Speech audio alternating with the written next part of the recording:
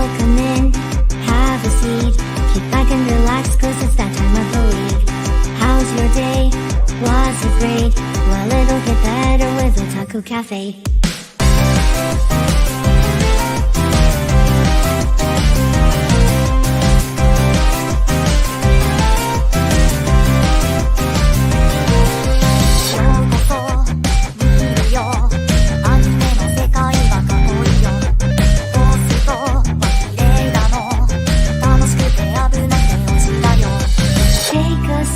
Nostalgia, let the memories bloom. All these stories in my head are gonna make me go boom. Kick back and relax, turn the volume to the max, bob your head until you're dead. Yeah.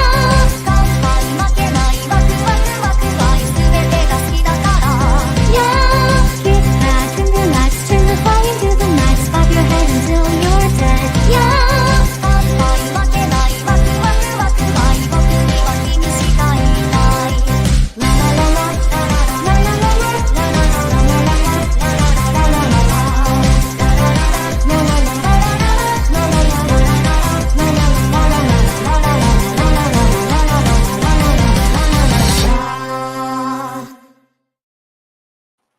Gonbawa friends!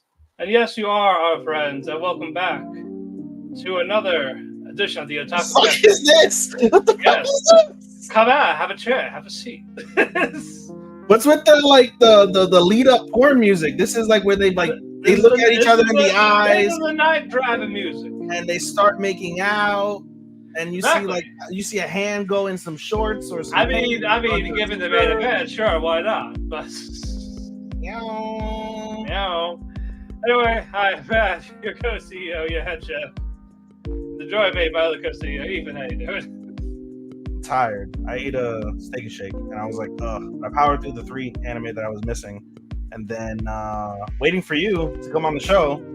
Yeah. 45 minutes late. I was like, fuck me. Yep, I had to install AC for downstairs. So. Is this really gonna be on the whole fucking time? It can be.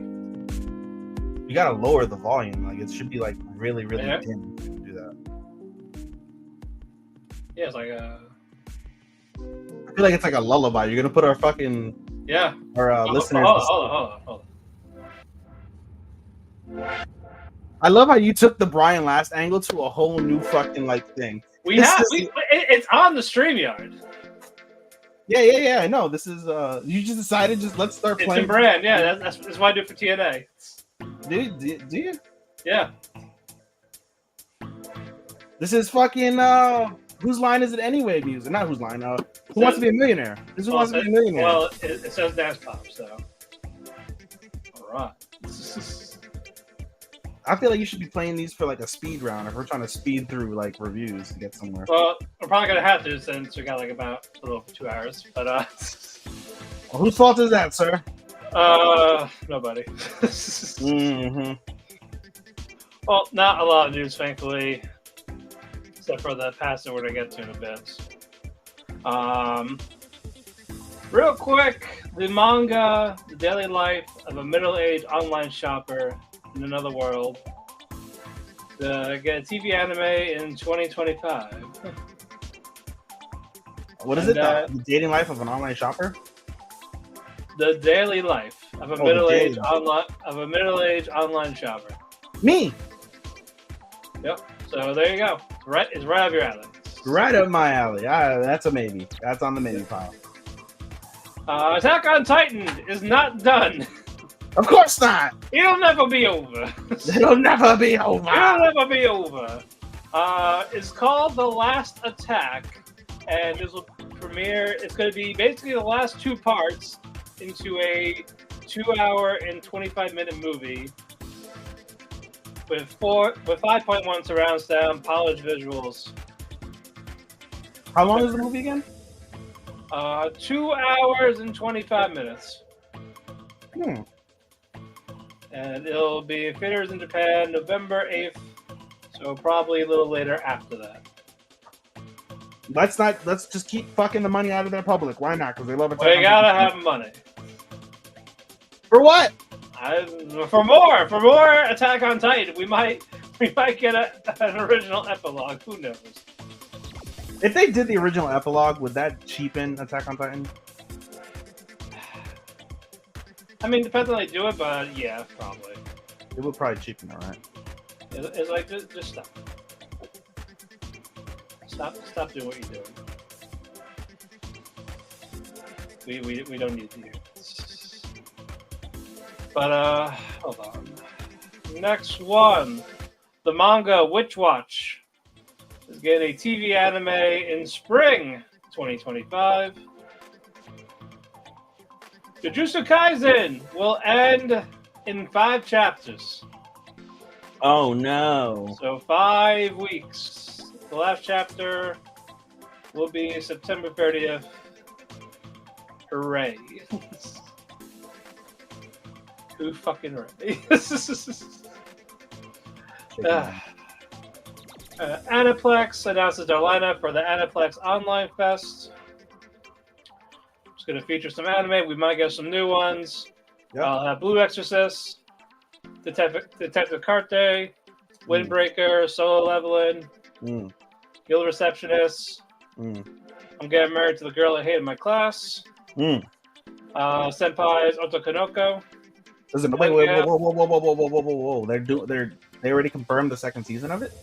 No, but I don't know what they're gonna do. When is it? This is gonna be September 16th. That's damn near toward the end of the series. Yeah, so yeah, you might get a season 2 announcement. Depends on how that ends.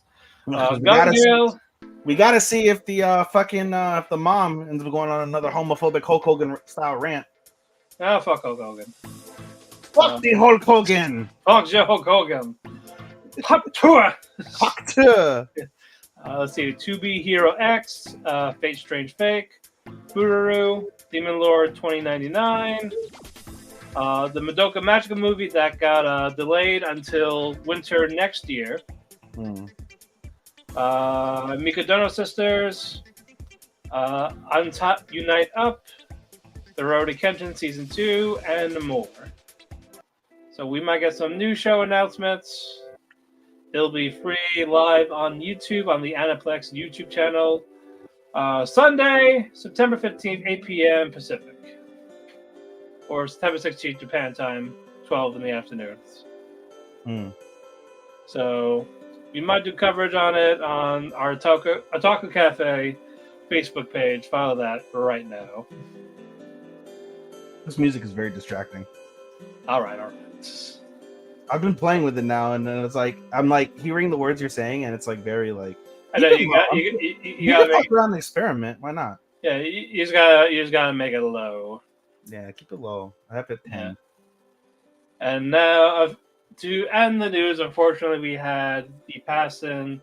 Oh, we should pause that. Let's not play music for this. Yes, voice actress Atsuko Tanaka passed away at the age of 61 due to a sudden illness.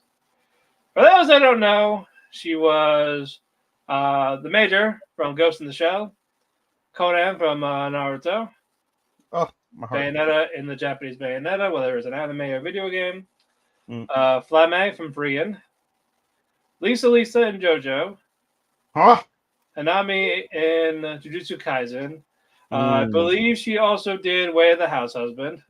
Hold on, there's a lot. Oh, 61. You think you'd amass a good amount of credits, right? If you're halfway decent.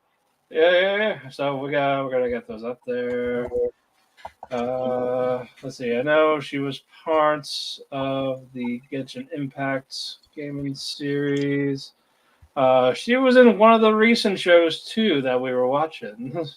Was she now? Yes, I gotta pull that up because they're like, "Oh no, you can't. We can't say it here." And it's like, "Oh, well, fuck me." Don't. But yeah, well. Okay, here we go.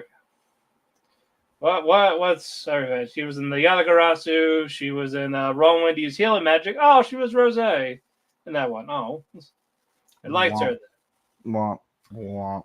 Hood in Azure Lane. Esmeralda in Ranga 7 Spellblades.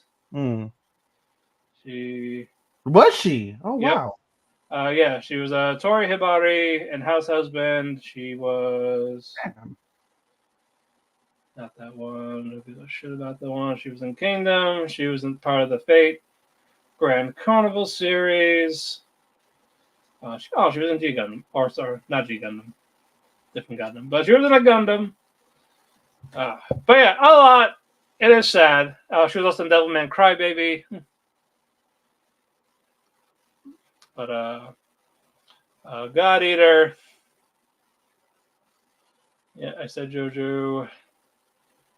She was in the Naruto. Carnival Phantasm, Tekken. But it is a shame. We want to offer our condolences to her friends, family, loved ones. What a tragic. Again, great voice actress. She will be missed. And 61 is very young to pass nowadays. Yeah, and we also had whoever voiced Misty, Jessie, and all that in Pokemon too. Last week, a couple weeks ago. Yes. Boy, that doesn't die, man. It's crazy. I wonder who's the third because they say death comes in threes. Knocking on wood, that's not the case. Well, hopefully Hulk Hogan. Jesus fuck. It would be nice. Fuck the Hulk Hogan. Exactly. I spit on you, Hulk Hogan. Fuck you. Huck to spit on that thing in the grave. Spit on that grave. Spit on that grave. Spit on that headstone. Yeah, spit on that headstone, Huck to. Oh my god. And that is it with the news. So, all right. Let's get to some of those reviews. Yeah. All right. Go ahead. So, we start off with Senpai is an Otalku Cafe because that's back. Actually, you know what? No, I'm not. I'm going to start with Slime because once again, Slime is just it's okay. Basically, this episode shows Rimuru basically going to he's speaking with all of the heads of state basically that are coming in for the visit as the festival opening becomes closer, and he goes to each of them and has discussions about some of his plans, just reminiscing about all the stuff that's kind of happened over the season, you can basically say. And so just a lot of like diplomacy going on from that piece. One of the key ones though from that is that we see Yom, who is basically now the head of what used to be Falmouth, basically because of all the bullshit that Falmouth happened. They basically just erased its history. They were like, all right, this country is not going to be named this any longer. And they renamed it some shit, I forget. And basically Yom takes the last name of the new country that he's set up. And of course he's the king, so he gets to set that up. Two things come out of that in addition, though. One is that the former king's son is working as his aide. So that's really cool. And he may be, depending on how they do it, he may be a successor. We also see Yom got married officially to the girl that he fell in love with during season 2. So that's nice. And basically Rimuru, as a passing gift, he's like, I've come bearing gifts. And he's basically removed the reparations that are due from the new country to Tempest. And basically 2 reasons. One, it is an actual gift, but 2, it's to help himself because he obviously installed Yom as the king, in secrecy, and it's to make him look good. So the more Yom looks good, the better Rimuru looks good. So twofold from that piece. So that's cool. And then basically the episode ends with finally the Lightspeed hero coming into town officially, and Rimuru and his cabinet basically go and speak to him. And basically the Lightspeed heroes party are kind of like assholes. They're not like assholes like you would think, but they're just like testing like Rimuru in the party, like talking shit, like, oh, the Lightspeed hero is gonna like fuck you up, like he's gonna kill you, like nothing, like he's better than Hinata. And the Lightspeed hero is kind of like, he's not saying shit, but he's like, guys, shut the fuck up. I don't want to fight him if I don't have to fight him. Let's figure it out. Da, da, da, da, da. And we see Yuki, who was one of the dignitaries that he spoke to, one of the ones that is basically kind of working behind the scenes on his own little thing. We see Yuki come and basically play mediator between the two, and they come to some sort of like truce in essence to end the episode. So more to be had from that front. All right. Next on my list is Otoko Noko. it is back now after a 1 week hiatus, same as Slime was last week. Basically, there's a few main points for the episode. The first, and it's really nice actually, is Makoto's father. Basically, Makoto's studying, and his father's like, "Hey, you want to take a drive with me?" And so he takes the drive, and basically he's saying, like, he asked him the question. He's like, "Have you decided whether you want to be a girl or a boy?" And he's like, "I haven't." And he's like, "Okay." And he's like, so Makoto asks, like, "What if I wanted to be a girl?" And his father's like, "Well, I would feel a little lost, but the two main things I would worry about is A, trying to keep your mother from killing you or committing suicide. Not literally, she didn't literally say that, but in essence, like going batshit crazy. And but B, he says, he's like, I'd focus on whatever I can to make sure that you're happy, because this is the choice you made. So, you should be happy with the choice you made. So I do what I can to support you. So, you can be happy. And that was very nice. Again, it's opposite ends of the spectrum. You get the supportive father who's just like, listen, I just want my son happy. I don't give a fuck what he is. And you have the homophobic mother that hates anything that has to do with gay. So little bit of a dynamic there. And of course, obviously foreshadowing. We can obviously tell that something big is going to happen from that piece once Makoto eventually gets outed for being at minimum a cross-dresser, if not probably full-blown trans. Anyway, as we go down the list, where are we at now? The rest of the episode basically focuses on the feelings Aoi doesn't have and the ones that Ryuji seemingly does have. And also it also focuses on Makoto kind of slowly falling for Aoi in his own little way. There's like little teases of him having feelings for her. But a lot of the episode really does focus on Ryuji. And so basically we get to the cultural festival. They set up the cultural festival, they start doing things, and then the cultural festival happens. We see Ryuji in drag now, because basically they have to have him. God damn it, Angel. Mark as mute for 8 hours. Shit is distracting. Anyway, we see Ryuji in drag. They have a male, like their pop-up thing is a male maid service cafe. So he's in drag, and of course Aoi and Makoto are like, "Oh my god, you look so cute," da da da da, whatever the case may be. But then they end up falling short one person. So Ryuji's like, "Hey, can someone dress in drag or can we have someone that's not in our class?" And so we see what's it called? We see Makoto end up doing the booth with him, and that his shift was over early on in the cultural festival. And so, everyone's just like, "Oh my god, he's so cute, she's so cute, da da da da." Ryuji, of course, is like smitten because he gets to see Makoto dressed more feminine, in the maid outfit. So he's loving it. But the end of the episode actually ends with a little bit of drama. Basically, it's the end of the cultural festival, end of the night. And Ryuji is talking to Makoto, talking about, how it went by fast. And Makoto's like, "Hey, let's get out of here." Okay. So Makoto hands Ryuji his change of clothes so he can change. And out of his pant pocket falls his student ID. And remember, earlier in the episode, in the season, we see in his student ID, he has a picture of Makoto sleeping. And the picture is out and about right there in front of them. Ryuji is super embarrassed. He dives to cover the photo, but Makoto's already seen it, and his eyes are like, "Holy shit, wait a minute." End episode. So basically, the feelings that Ryuji didn't know how to confront, he's going to have to confront them now, because now you got some explaining to do. You got some explaining to do, buddy. Yeah, you do. Why have a picture of me sleeping? Yeah, you little creep. Who knows what else he's done in that picture? Yep. Anyway. And then lastly, but not leastly, is Days with My Stepsister. Give me a moment to pull up what I wrote. Days with My Incest. No, I'm just kidding. Stepsister. My stepsister. There we go. All right, now we're cooking. Hell yeah. I will say this episode to me is one of the more striking episodes of the season. I've continuously sung the praises of Days with My Stepsister, and this episode was really solid as well, per usual. Again, very striking. And the episode focuses a lot on Saki. This is kind of, Matt, you saw the discourse me and Chris had over it.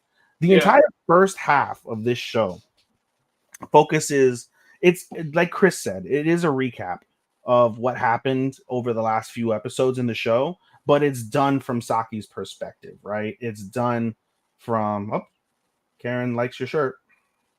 Oh, Thank you. Kawaii, kawaii.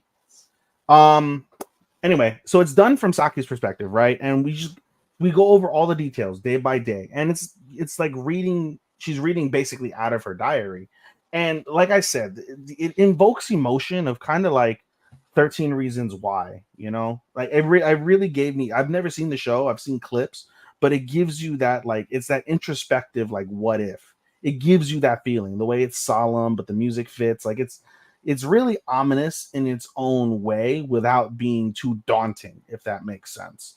But the entire perspective, like I said, the first half is all Saki reading out the diary, and again, all the important moments are basically touched on. We kind of see that Saki is basically kind of manipulated the last few weeks in her own way as she admits certain things that she did or her thought patterns involved with those things. But again, it's becoming increasingly obvious the feelings that she's developing for Yuta.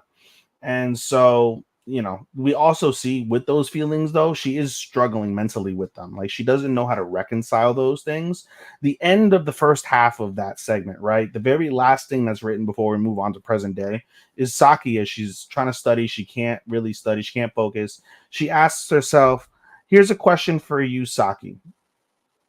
Can you describe the feelings that are, you know, these suffocating feelings that you have, these weird feelings that you're having in one word? What would it be? And then we move on to present day. The second half of the episode features Saki getting used to work. Again, she's working now in Yuta's job. She's interacting with Yuta, interacting with Shiori senpai, and basically they're just working constantly. They wake up one morning before work. They all have breakfast together. It's I think a weekend or something. And the parents are like, "Hey, are you guys just planning to work this whole time?" They're like, "Yeah, that was the plan." And they're like, "It's your last summer break." Their second year, so it's your last summer break before you have to really like grind hard on exams. You should do something, go out, do something fun, right? And they're both kind of like, meh, whatever. It doesn't really phase them. They just want to work. They want to do them. They want to do whatever they want to do, right? So they kind of brush it off, right? But as Yuta is invited out to go with one of his friends to lunch, his friend of all people mentioned something very curious, that Maya had invited Saki and Yuta to go to the pool. And is he gonna go? Yuta's like, this is the first time I've ever heard of this. Like, I haven't heard shit. Nobody's told me anything. And he's like, all right, well, you know, you didn't hear it from me, right? So the day that goes, they progress. They're walking home. Yuta and Saki are, and basically Yuta basically confronts Saki and is like, hey, I heard from a source not that you know, we're invited to the pool. You know, are you gonna go? And she's like, no. And she's like, do you want to go? And he's like, no. He's like, it's not my style, but you know, it would have been nice to know, basically, so I can at least properly say no instead of just not being told whatsoever about it. And you can tell basically that Saki was hiding that invite from Yuta. So things are a bit like odd from that perspective, right? But the two, they kind of walk home the rest of the way. It's kind of like I said, an awkward dynamic. And when they arrive home, Saki just basically goes straight to her room and closes the door. And as the music to the the ED starts to play, she asks herself the same question again, right? You know, here's a question to you, Sasaki Ayano. If you can describe these uncomfortable feelings you're having in one word, what would it be? And the last word that she says, the only word that she says as the ED plays, is jealousy. So she's jealous of a bunch of things. What exactly, we don't know, but there's a bunch of things she could be jealous of in her current circumstance. And again, it leads to more of that social anxiety, those like inappropriate feelings that she's having that she can't quell, she can't answer, she can't figure out why. And again, it's very telling from that piece. So love this. I love this show, bro. I love this show. I'm at the end of the day, at the end of the what's it called? At the end of the season, because we didn't do this last week. So at the end of this show, Matt, I'm gonna pose a question to you. In no particular order. What are your top 5? Because we didn't do this for the halfway point. So I'm gonna ask you that question. I'll give you a spoiler. Days is within my 5 as of this. You know what was funny? I actually kind of predicted your 5. Oh, have you? Yeah, I did. Okay, well, at the end of the show, you give me the prediction. I'll see how close I am. And see how close you are. Yeah, all right. I'm I can done. do that. All right. Yeah, I'll run through this quick because we don't have that much time. Dead Demon. We have 1 month until Doomsday. Till Doomsday happens, and I am getting really fucking tired of Kanode thirsting on her high school sensei when she. I guess she's in college now, but holy fuck. Mm-hmm. She even asked him out. And he said no. Thankfully. Because he's leaving. He's leaving Tokyo. Oh, not because it's inappropriate for a teacher to date a student, just because. Yeah. Like your old students who just graduated from your class from a few months ago. No, because one of his parents has fallen ill, so he's leaving to go take care of them. This kind of leaves us disappointed. It's like, oh, I'm going to be leaving in 6 months. Like, can we try? Can we try to do this? I have a friend. Side note: I have a friend that was a teacher's aide, and their old students. One of them had asked them out, and they had said yes, and eventually they smashed. Obviously, they were overage already, but still, it's possible. Yeah, no, it's possible. Yeah, she even wanted to. She even spent the night at his place. Also, there's something in the air during this whole Doomsday thing that's making people horny. We don't know what it is. Ah. So I guess that's part of why she kind of asked him out and kind of wants to fuck him. We don't believe they did. Okay. But it's like Jesus fucking Christ. All right. Well, she might have gotten off in the bathroom for a moment. And we are finding out from the invaders that they were the first people on this planet, and the quote unquote and the humans are the invaders. How? God? But the invaders is like, oh, this was our home planet first. This was the origins of it. Mm-hmm. They were a kamikaze group sent for their home country. Naruhodo. Yep. And again, all they have to do is talk to the Japanese government. Just talk it out, see what, okay, like, hey, like, we won't use you as pets, or please don't kill us. Can we coexist? But no, they're not talking, and the aliens are deciding on whether if they should just kill them or surrender. They don't know. So are the aliens China, North Korea, or America? Like the aliens right now, or where they are? It was a joke, basically. Okay. It's like, instead of coexisting, let's just kill them.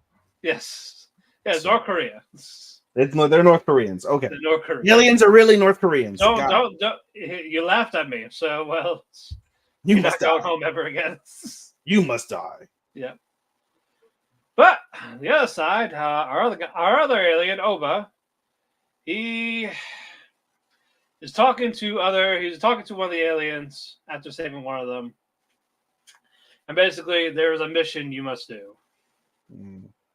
You have to do it. He doesn't say what it is. Or else. But he goes to the beach with, what's his name? Anton. Anton confesses her feelings to him. Even though he's about to say, like, I gotta disappear, or I gotta go. I have to take care of this. And she's like, well, no, yeah, and she fucking kisses him. And of course, Kanode is like, oh, I see you. Is this still part of the horniness? The horny I don't know. You don't know. Okay. I feel like it's more genuine. Okay. But I'm like, oh well, okay, I guess we're gonna make out now. All right. Is it indecent? Is there tongue? Does it spit? No tongue. Calm down. No hanging spit? No hanging spit. All right. You just see the kiss. Just the kisses. Just to kiss you. All right. But not bad. Moving on, Sengoku. All right. The girl's kidnapped. So what do? How can we save Tsukiko? Because Tama ain't there to help him. I could save her. Yeah, basically, I can fix her. I can fix her. So Senya is having an internal struggle with all of his Katarawa in him. And basically, they're basically saying, we ain't helping you. Fuck off. Yeah, basically, it's oh, now you need us. And you still don't want to kill. So why should we serve under you? And even if we did, we're not going to fight the Black Dragon. Fuck you. Fuck that dragon. Fuck Yep. you and Roshidere. So basically, you're on your own. So, but one of the Katara and him try to fight Senya to rebel, but Senya, of course, just knocks him out. Roundhouse kick. Boom. Mm. But during all this, our Shogun is like, well, these people want my head, so let's see them try. Let's see them try to take my head. But the really good development is that Senya actually starts getting his memories back. Oh, nice. And he talks to Shinsuke about it. Because he remembered when Shinsuke saved his life in season 1. Mm-hmm. Hello, Jaden. Welcome. How you doing? Greetings and salutations. Goki Kenyo. Yep. Basically, hearing that, or like he's still just a kid type of thing. Like, why should I? Because Shinsuke was told to kill Senya. Well, again, Senya's a kid. He's like, why should I rob the kid of his life? Right. But he's not a monster. He's just a child. And that, for some reason, that echoed in him to make him remember. And he was talking to Shinsuke all night, and just talking about what happened. Like, they were enemies before. Now he doesn't see him as that. This kid considers Senya a friend. Mm. And Senya is talking to the Katara in him, and they're gonna try to work together. All right. Yeah, keyword try. So he's like training in there, kicking all their asses. He gets to Muto. So Muto is like trying to make the moves on Tsukiko. Like, hey, like you ain't going home. I'm gonna marry you type of thing. You can wear that nice kimono, but hey, wear it forever. But she has to give back the one she borrowed. It's like, who said you're leaving? Who said you fucking leaving? And then of course Senya shows up. He's getting ready to fight him. Senya was able to do a move to Muto to damage him, but this made Muto a little bit pissed off. Now he's kind of rage. He wants to fuck him up. All right. So an episode there. Cool. 2.5 dimensional seduction. Let's call it. Ribasa is in her cosplay, doing another photo shoot thing. But student council knocks on the door and tells Okamura, hey, Manga Club's not an official club. You gotta leave. Mm-hmm. So he's like, oh shit, because they had nowhere else to go. School roof. But they have all the manga, all the erotic pictures, the dojin. And so Okamura talks to the student council president. It's like don't get us wrong. Like, we have nothing against you. It's just we're just following protocol. So okay, no, that's fair. So to make yourself an official club, you need a teacher to be like an administrator. So okay, fine.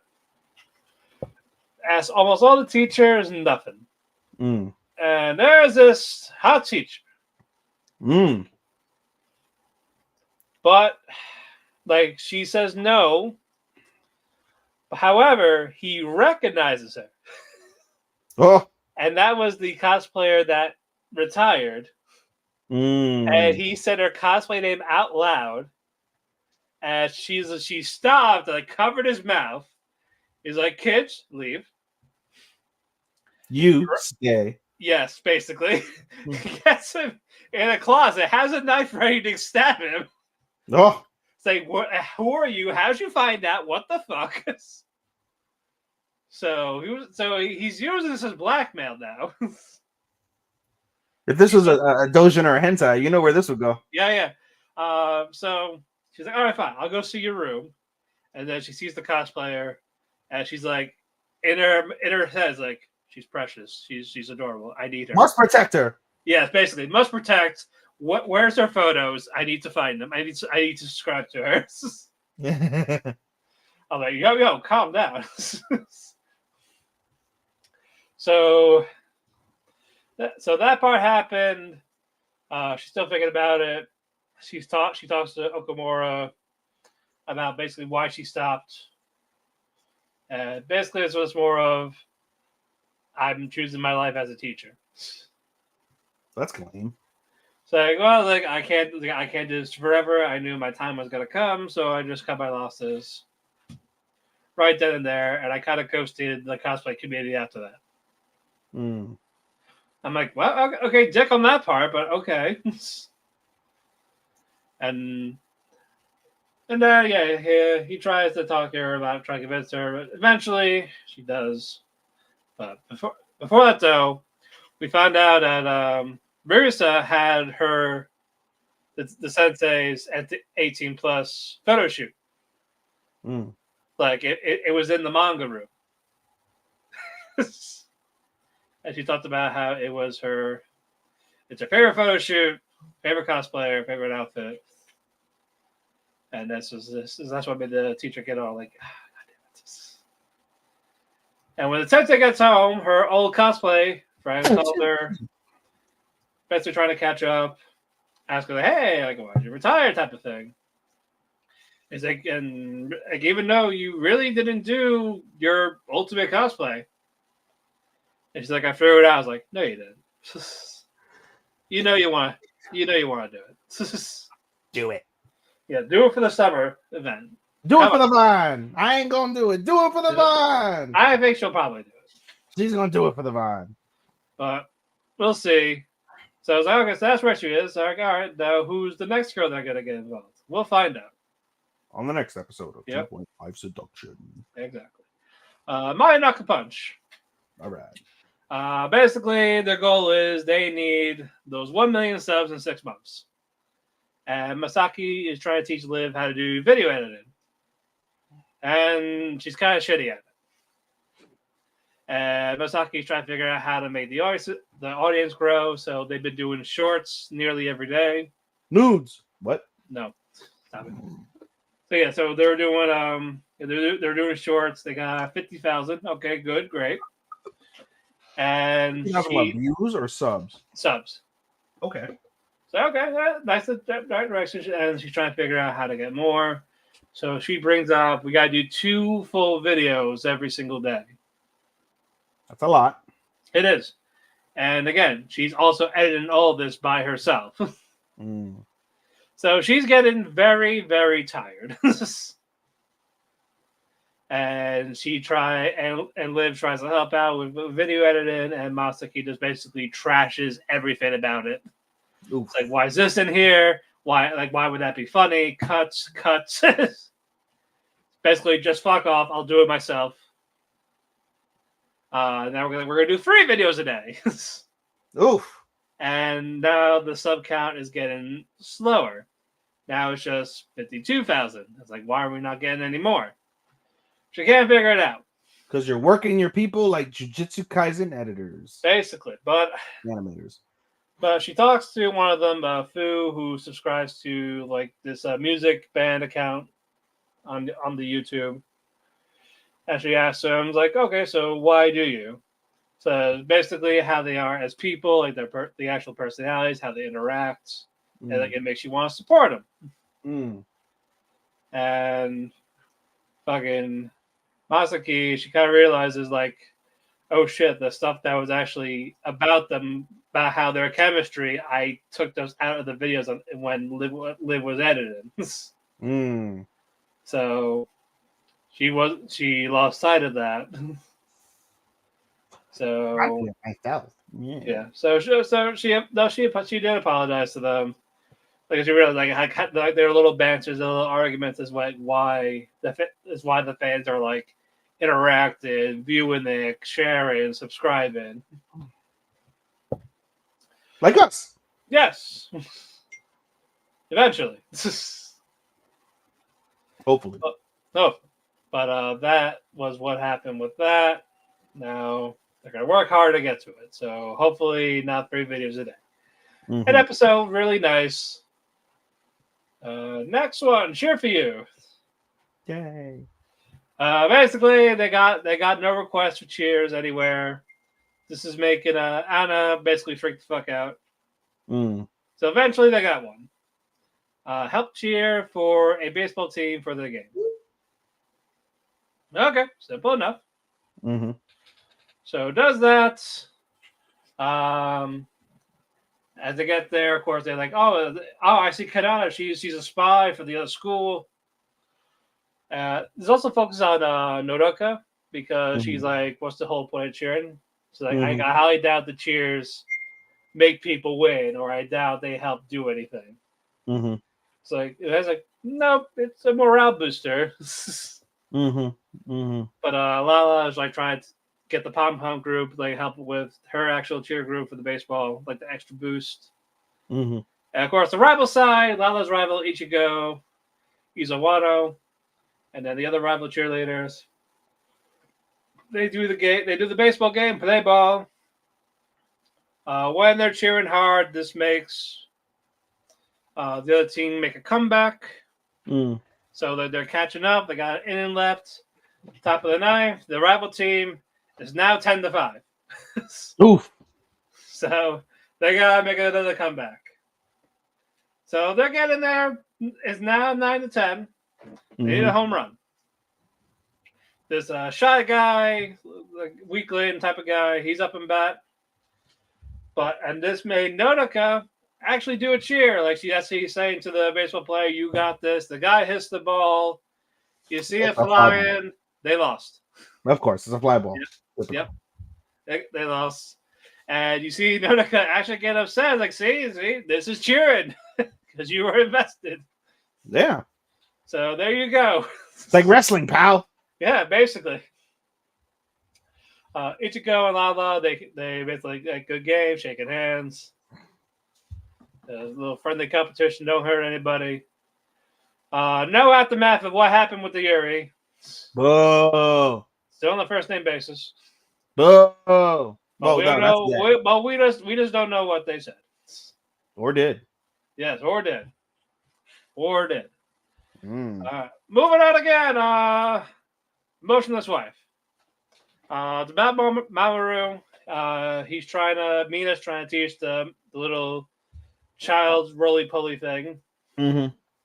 What to do. Hold on. Where do you go? Gotta check something. Okay. But while that's happening, basically hot water, cold water. Mamoru feels the cold, feels the burn. Mina's getting kind of jealous of this little thing.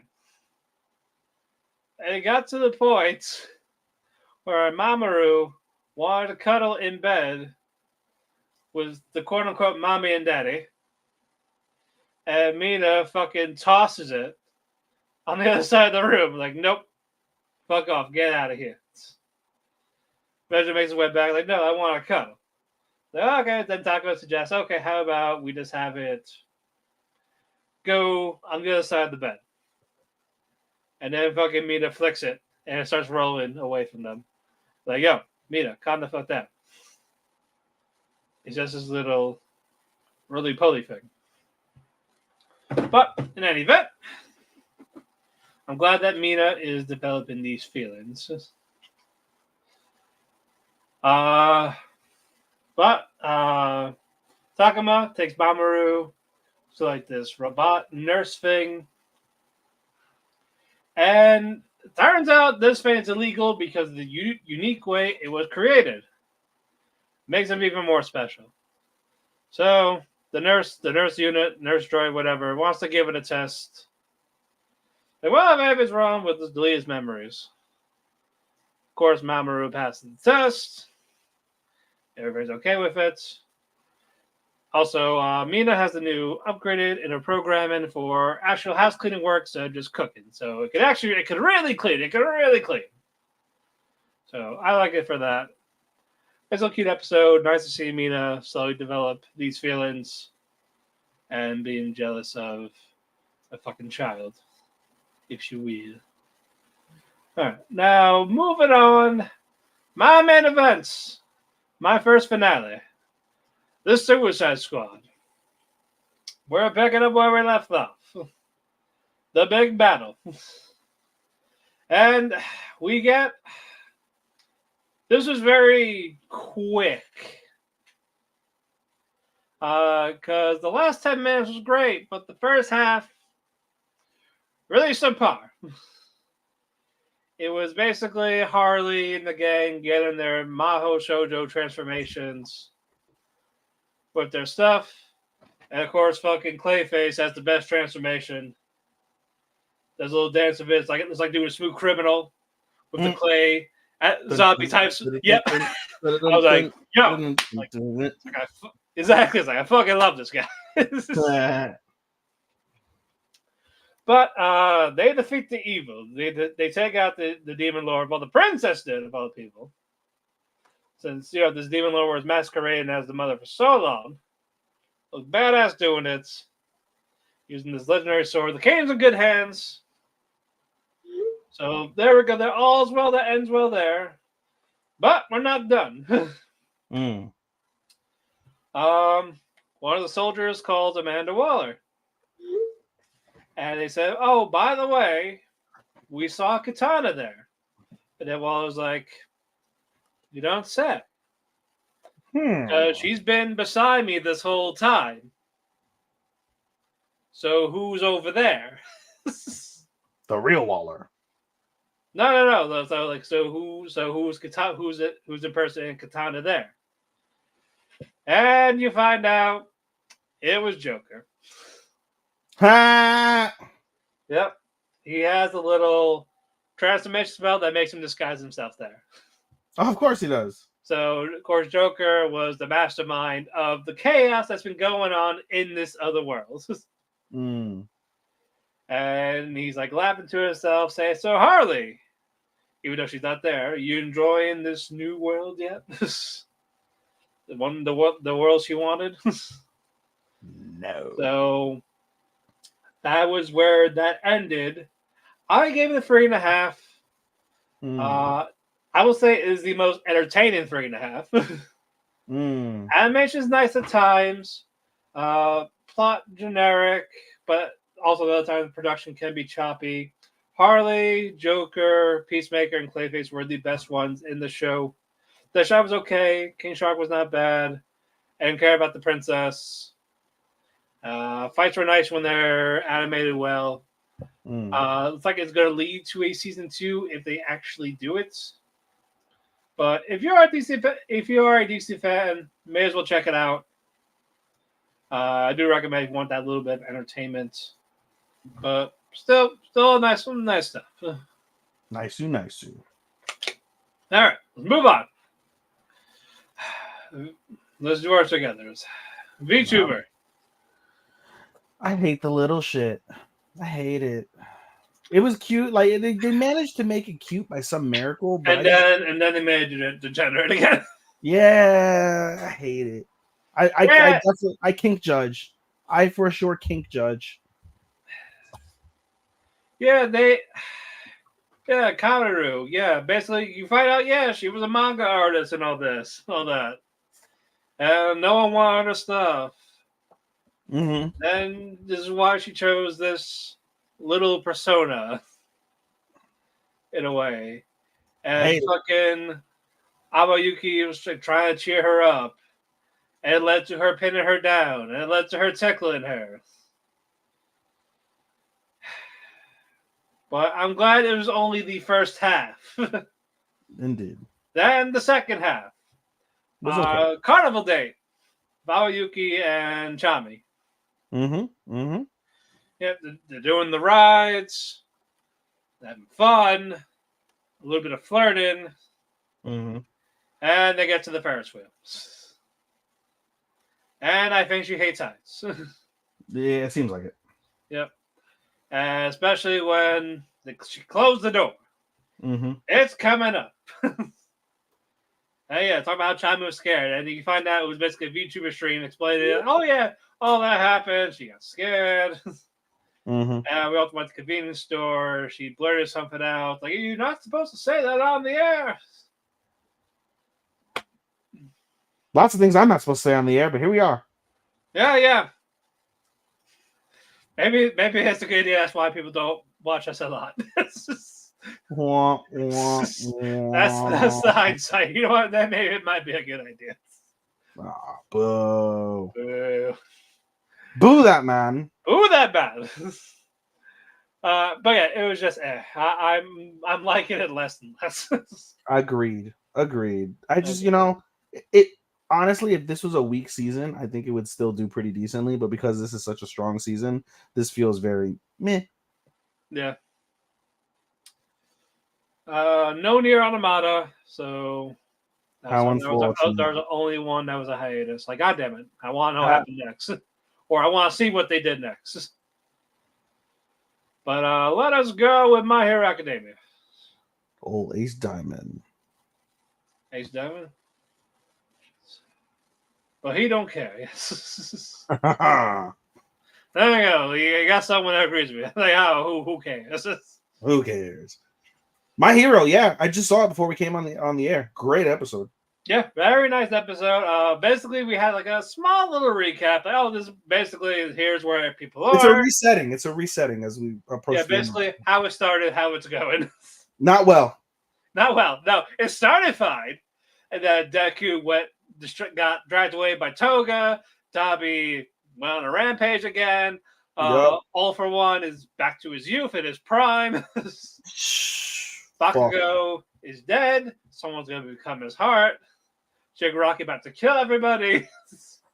And Deku saves the day. Yep, does a smash. Of course, we get cheeks. We get the most beautifully animated cheeks ever. Apparently, Well, Peachy because Keen. it's because Indivisible by Twins didn't give us the real cheeks.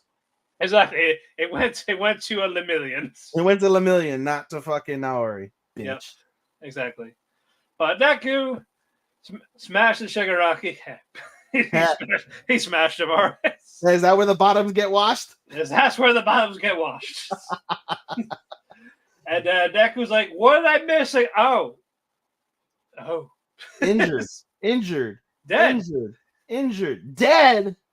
And then it's like, calm down. He might be alive.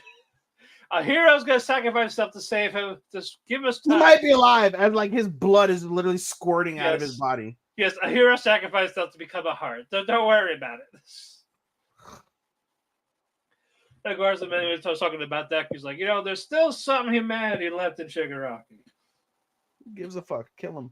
So, yeah, and of course, One for All of them like talking to him, like, hey, you gotta do this technique. Also, if you fail, that's it. You got 5 minutes. He said you got 5 minutes to defeat him.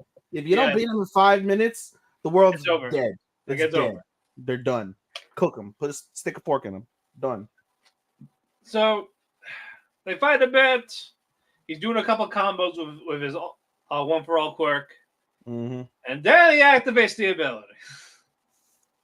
And then he's going fucking Ultra Instinct. Yup. Boom, smash, bouncing around like a ping ball. And does his really big move. The arms around Shigaraki like falling off. Yep. And they talk about, like, I still could have won if it wasn't for those guys. I would have done it too if it wasn't for those meddling kids. If it wasn't for you quirkless pricks or somebody's. And then as Deku's getting closer, we're having another little inner struggle. Yep. You see One for All Deku on one side, Shigaraki on the other. You see the original One for All saying, like, you see the original All for One. Mm-hmm. Say, we gotta end this. Let's end it now. It ends today. Spoiler alert. They're really stretching season 7. Yeah, for real. Because if they kept going, this probably would have been over. Like season 7 would have been it, but we still got a few things where they're probably gonna end it. I don't know how or where, but we got 8 episodes. So we'll find out. On the next episode of My Hero Academia Season 7. Moving on, Spice and Wolf. Good episode. Holo got cake. Yeah, Holo got cake. Twice. We saw the cakes. Real, that's the real cakey. Well, hey Matt, when you need new cake award, the Holo cake. That'll be the new waifu. Yeah, the new waifu award is the Holo cake. Yep. And I'm trying that cake ain't Holo, let me tell you. Whew. She did. But basically Holo was having a nightmare, tossing and turning. Lawrence accidentally first squeezed on her tail, like a tail pull, kind of like hair pulling. She made a noise, then accidentally stepped on it. Yep. Made a louder noise. Then we saw our cake there, like my precious tail. What do you have to say for yourself? Lawrence passed out. And so she tries to suffocate him. Yep. So don't fall asleep on me. And of course, we go to the morning, she's passed out. How dare you? Yep. Basically, we have the next idea. We have the next destination. First is like, to know about your village, we gotta go here. Oh, so we're heading there now. No, not quite. We gotta go to this town. We gotta talk to the priest. Oh, so we're heading there. No, we gotta head to that town first. Yeah, so they're basically running around. Yep. The north. I love, by the way, there's a slight thing. I don't know if you noticed it. The further up they the further north they up. The further north they go up, the more they start to put on clothes. Like Kraft had gloves on. Holo's got another what's it called, cloak over her cloak and the blanket to hide the tail. Like, so you see it like they're slowly progressing into the north. Yep, which is pretty cool. But they are slowly making their way to Torreno. But before that, a man jumps in front of them. Says, wait! So who are you? What is this? You're a merchant. What business do you have here? His name is Evan, by the way. It's like, we're looking for this time. Oh, straight ahead. Like, what do you got to do there? We got to talk to the priest. Oh, well, you ain't there. Yeah, and you shouldn't bring a nun. Shouldn't bring a nun. There's something going on with the church. That's not a good idea. It's like, well, we'll handle it. Well, I'm just not going to bring it with me to the church. It's like, well, I guess that's okay. Do you need anything? No. Well, we're leaving. Wait! I want to work for you. No. It's like, if I need you, I'll call you. Please call me immediately. Call me. But they get to Torreno. Some of the villagers are looking at them. Yep. Damn outsiders. Yep. They got to the church. I thought they was going to kill the horse when they weren't looking. Oh Jesus! Kill the horse, rob the goods. I was thinking that night when Kraft fell asleep, I figured he was gonna wake up and all his goods were gone. Yeah, but he knocks on the church door. She's a young woman. And he's like, well, but we're looking for the priest here. It's like, he's dead. His last summer. Yep. Well, we gotta talk about this place, and then she just immediately just. They call it the Abbey. The Abbey. Yeah, we're looking for this Abbey, and she immediately tries to close the door. Yep. Like, please, we got offerings and all. Like, nope, don't know of it. He's dead. Go away. Fuck off. Slams door. And you think she knows something? Like, nah. Not at all. She's telling the truth, right, Matt? Yeah, totally. So, let's go to the inn for now. All those tires, like, can I sleep? It's like, what if I don't want you to sleep? Lifts her down. Yep. It's like, man. Yeah, she's definitely flirting. At this point, it feels like they have had relations. Yeah, she's being way more flirtatious. I feel like they've had relations that night. Oh, like when they when they celebrated at that other time. Yeah, I'm pretty sure they had some sort of relations that night. But he lets us leave. He's gonna walk around town. And no, he's not gonna walk around town. He's gonna go visit the elder first. Yeah, we go visit the elder. Opens the door, meets this rude bitch. She wasn't rude. Not as rude compared to fucking the priestess. Well, no, yeah, you're right. You're right. The priestess was a rude fucking bitch. The person they were just ill mannered. Right, but the leader's name is Sam. Yep. And he also confirms the story about, like, yeah, he died. He was a good man. It was a Very shame. good man. I'm looking for the Abbey. Well, I don't know what you're talking about. Yeah, but he's probably lying, but he says it in a more honest way. So the guy, what? I don't know. No, Get it it. was the eyes. It was the eyes, dude. Yeah. He literally looked sideways. He's like, yeah. Yeah, I don't know what you're talking about, dude. Okay, motherfucker. So he's like, well, I'm going back. Of course, Hollow's awake. He's like, so where's the food? Say, what happened? Well, if you said if I didn't fold your clothes, if I didn't do this, you wouldn't feed me, or you would give me shitty food. I'm hungry. Feed Yes. me. And, I'm 1,000 years old, but I'm 6 yes. with the body of a 21-year-old. Yep. But first, Lawrence passes out. But when he wakes up, and everything's gone. No. I mean, like, the people are gone. The people are gone. Yeah, no. He woke up. They bitched about the food. Then they opened the light to see, and they're like, "Oh, nobody's gone." And then we see our guy Edward. Yep. And he is mysteriously running towards the church. Yep. And Meet the lady. And Holo and Kraft are spying a little bit, right? And he asks Holo, like, "Is this really necessary?" It's like, well, I want to see perspective of a couple. I want to see how people see us. Because freaking Edward meets the priestess. They share a long embrace, and Lawrence is like, "Nope, all right, we're done here. Nothing to see here." And then that's where we get the where like Holo's like, "Oh, I just want to see what people may think of us if I run into your arms like that." A loving embrace. Yep. Expecting penis as soon as the doors are closed. She's expecting a lot of things. That she does. Yes. I couldn't be with a girl like Holo. I'm sorry. Nah, there's decent taming. It's like, bro, imagine being with a girl like Holo, right? And it's like, oh, she's super wise and she's super smart and cunning, but she's so fucking bratty. I can't be with a brat like that.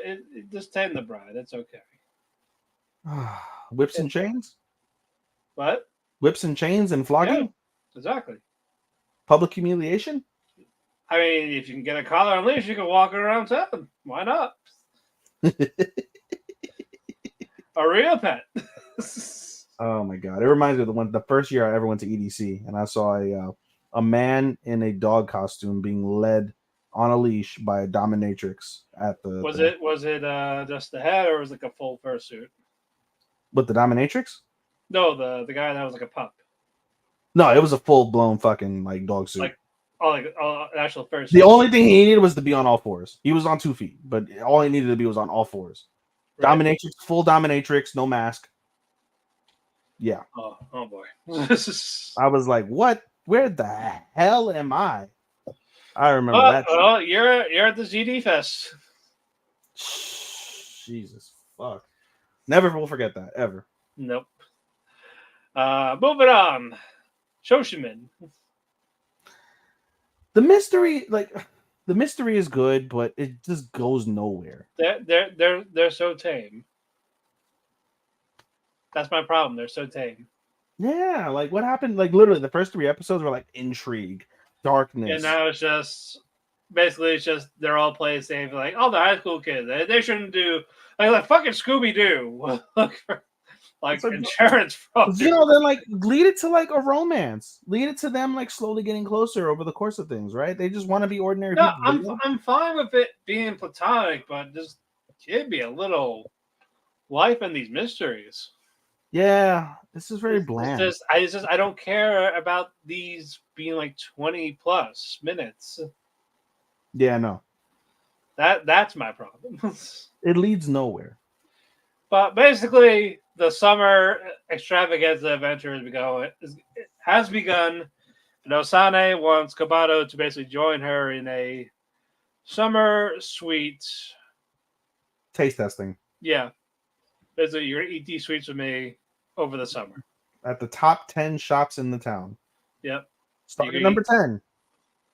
So, you're going to go to this bakery. You're going to pick up these items.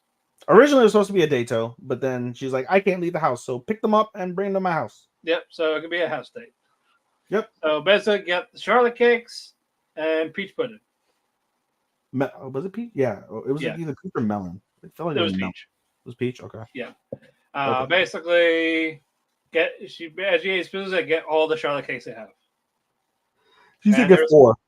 Yeah, and there's only 3. Yep. So like, okay, so I'll get those 2 of the puddings. Yep. Brings them over. She'll be right back. She got a phone call. Yep. And the phone call's taking forever. Yep. Like Matt took to get on this podcast. And so he's waiting. So he's like, you know what? I'm just gonna eat my Charlotte cake first. Yep. And he eats it, and he's like, and keep in mind, he doesn't like sweets. Yeah, but he loves this. It's the best thing since sliced bread to him. Yep. He ate the whole thing, and he's like, she won't notice if I eat hers, right? And it's like, why she get 2? And I got 1. Right. So he's trying to make it like, oh, like I never had 3. You know what would have solved all the problems? What? If he would have gone up into her kitchen, grabbed the knife, cut the motherfucker in half, and she gets half and he gets half. Problem solved. Well, apparently logic. What the fuck is logic? No, because you'll probably cut him. If you cut my cake in half, I cut you in half. She should be happy. Like Kobato does not eat sweets, and he finally found a sweet that he loves: melon cake. No. Well, Charlotte cake. Charlotte cake. Sorry, Charlotte. Yeah. No flair. Yeah. So basically, since she never saw what was inside the box, she made it like, okay, well, there's only 2 of them, so I'll put this here. Yeah. Get rid of Did you gloss over the fact that he went through this elaborate rigmarole? It was so elaborate. Yeah, like just get rid of that one extra plate for some reason, utensil or so. Yeah. Napkin. Just the most elaborate thing instead of just grabbing a knife, cutting it in half. Yep. Letting her know I was hungry. I ate mine. It tasted good. It's not fair you get 2 and I get 1 when I paid for this. So I'm splitting it in half, and you get 1.5 and I get 1.5. Merry Christmas. Yep. No. She comes back. She sees the display. Like, sorry about that. Yep. Huh. Why is there only 2? Oh, they only had 2. Oh, so they were sold out. Yeah. I see. He doesn't help his case that he's acting all nervous throughout this entire thing. Yeah, I was like, dude, just it's like he's got like coke you in were his fine going through the airport. Just be more calm with how you're lying. Yeah. Like, hey, I'm so sorry. They only had 2. I should have asked you if you wanted a backup, but I know you wanted these specific items. But logic, what's that? Exactly.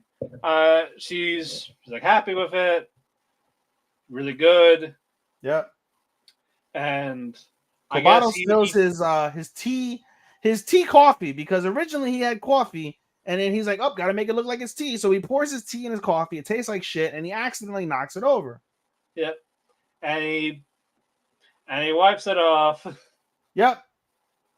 And keep in mind, it's hot as balls because it's the middle of summer in Japan, right? Yeah, so he's got 100 degrees. So he has got a handkerchief, and the entire time he's using a handkerchief, except after he's done wiping off the spillage, he takes a tissue from the same tissue box that he used to wipe the spillage and he wipes his face. And nothing too abstract, right? Yeah, and then she's like, so do you know they had a certain fill-in in the Charlotte cake? Like, no, I don't know what you're talking about. And it was like, well, yeah, I know that they had it as a different one. I used to have this as a kid. Oh, really? I'm glad. You've had one, didn't you? You just had one, didn't you? Yeah, it's like this other cake. And it's like, well, you ate mine. Like there was a third, wasn't there? Yes, there was. Yeah. And before he leaves, like they're done and all this. She's not like she's not gonna kill him. Maybe next time, but maybe she's like a cat. It's like, so how'd you know? It's like you wiped your neck with a napkin, not your handkerchief. Yep. What kind of mess did you possibly make to not use your handkerchief? Yeah. The filling. Yep. So that was like, okay, sure. Why not? That's also slowly going down on my list. Yeah.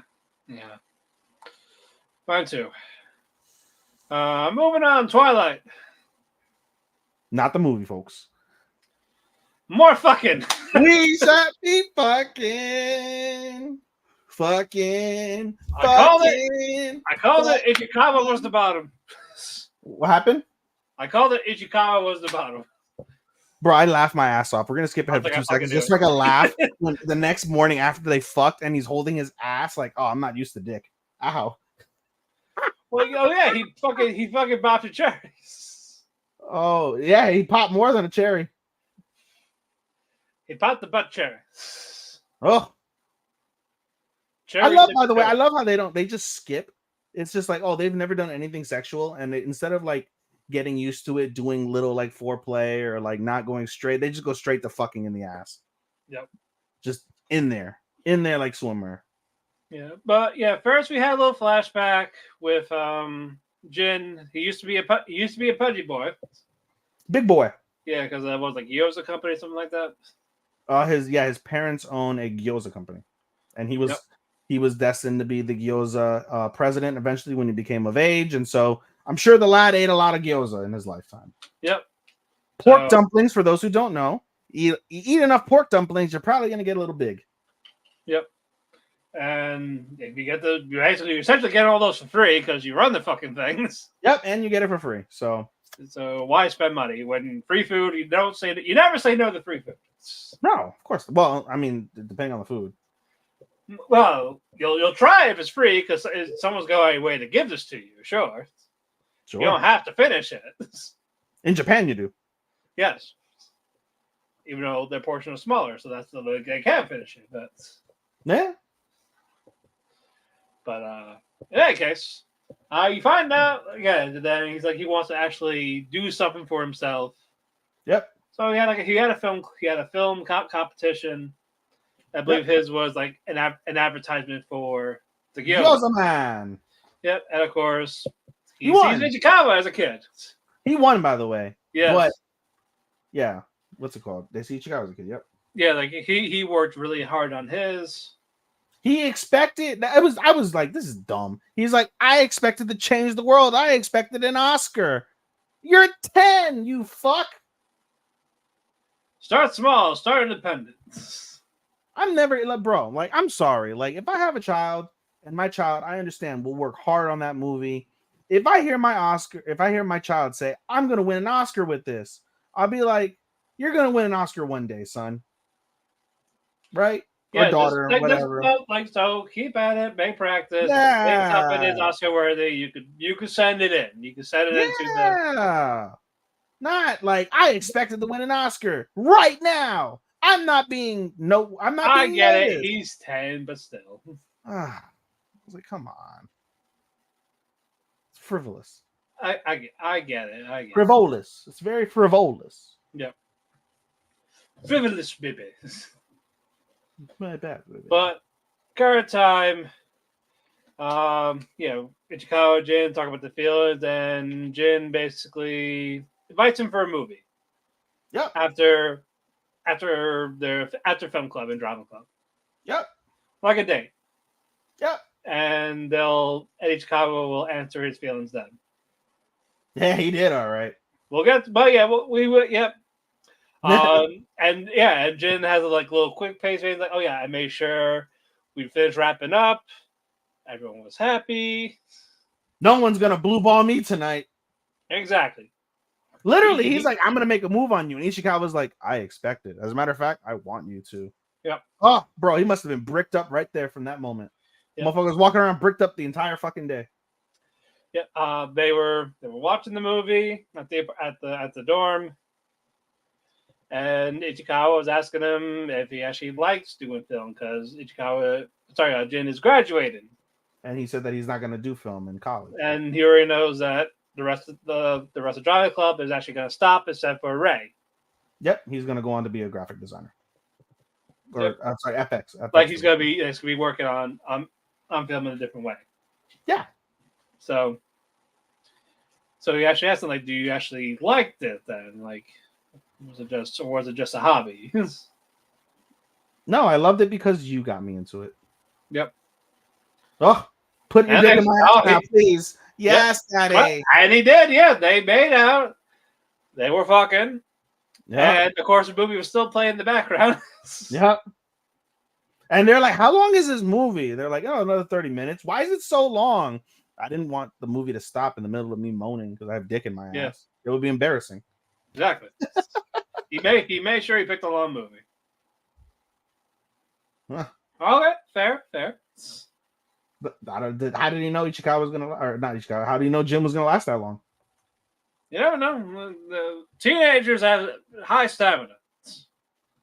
I mean, they could probably go multiple rounds, but I mean, shit. I mean, yeah, they get erect really quick. I'm sure we were like that as kids. Yeah, I'm trying to think how long I lasted. Like maybe 10 minutes. My first time. I mean, but it came back quick. I'm sure.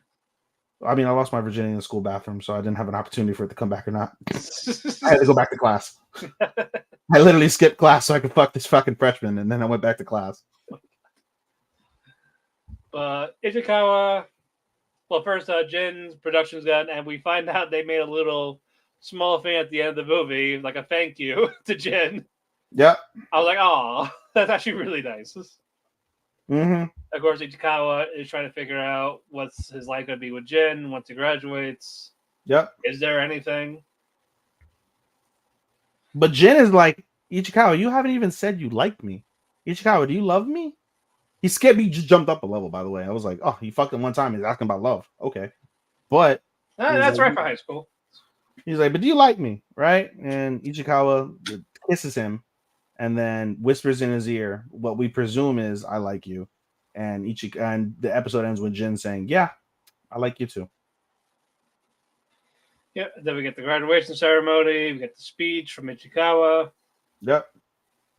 Very nice speech. It felt like a finale, dude. Where do you go from here? I was like, you know what? If they kept them around like Ichikawa and Jin, I probably would have made them a couple of seasons over the main couples. Well, you know, in Japan, when you graduate, right? Even though you graduate in March and during the spring, you don't actually leave school until summer. Right. Summer is when you're done. Yeah.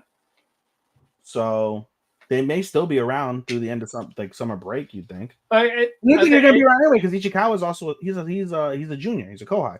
So you know, even if they're around, right? You imagine someone like Jin is gonna pop in and be like, "Oh, hey baby, go to my car." If they stay, they might be my couple. We'll see. I mean, I don't know, dude. Well, I like it more than the main ones. But I'm hoping that changes.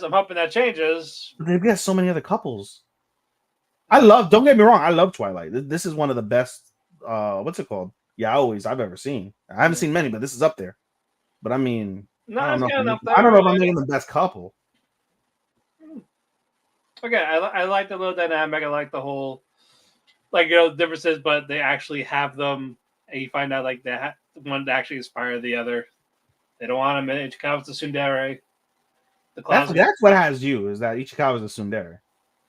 Well, they're nice when done right. Not like back then when they're like physically abusive, has to punch you, nearly decapitate you. Just like oh, not Taiga and Ryuji. Nah, I hate that shit. I'm glad that shit's done. It's like, fine, date someone else. Fine, I'm gonna date someone else. How fucking could you? Also, Holo. Yeah, she's just a brat. She's just a brat. That's the same shit. But no, very nice episode. Yeah, this did feel like a finale. So it felt like a finale. I'm like, where do you go from here? More fucking? Sure. I guess, yeah. Well, there's gotta be conflict with this couple soon. Let me ask you something, Matt, before we move on. Okay. Does Twilight count for ecchi for the awards? We don't see it. Because it's done tastefully. Well, I mean, we hear moaning. Kinda, not really. You see still shots of Ichikawa getting back shot.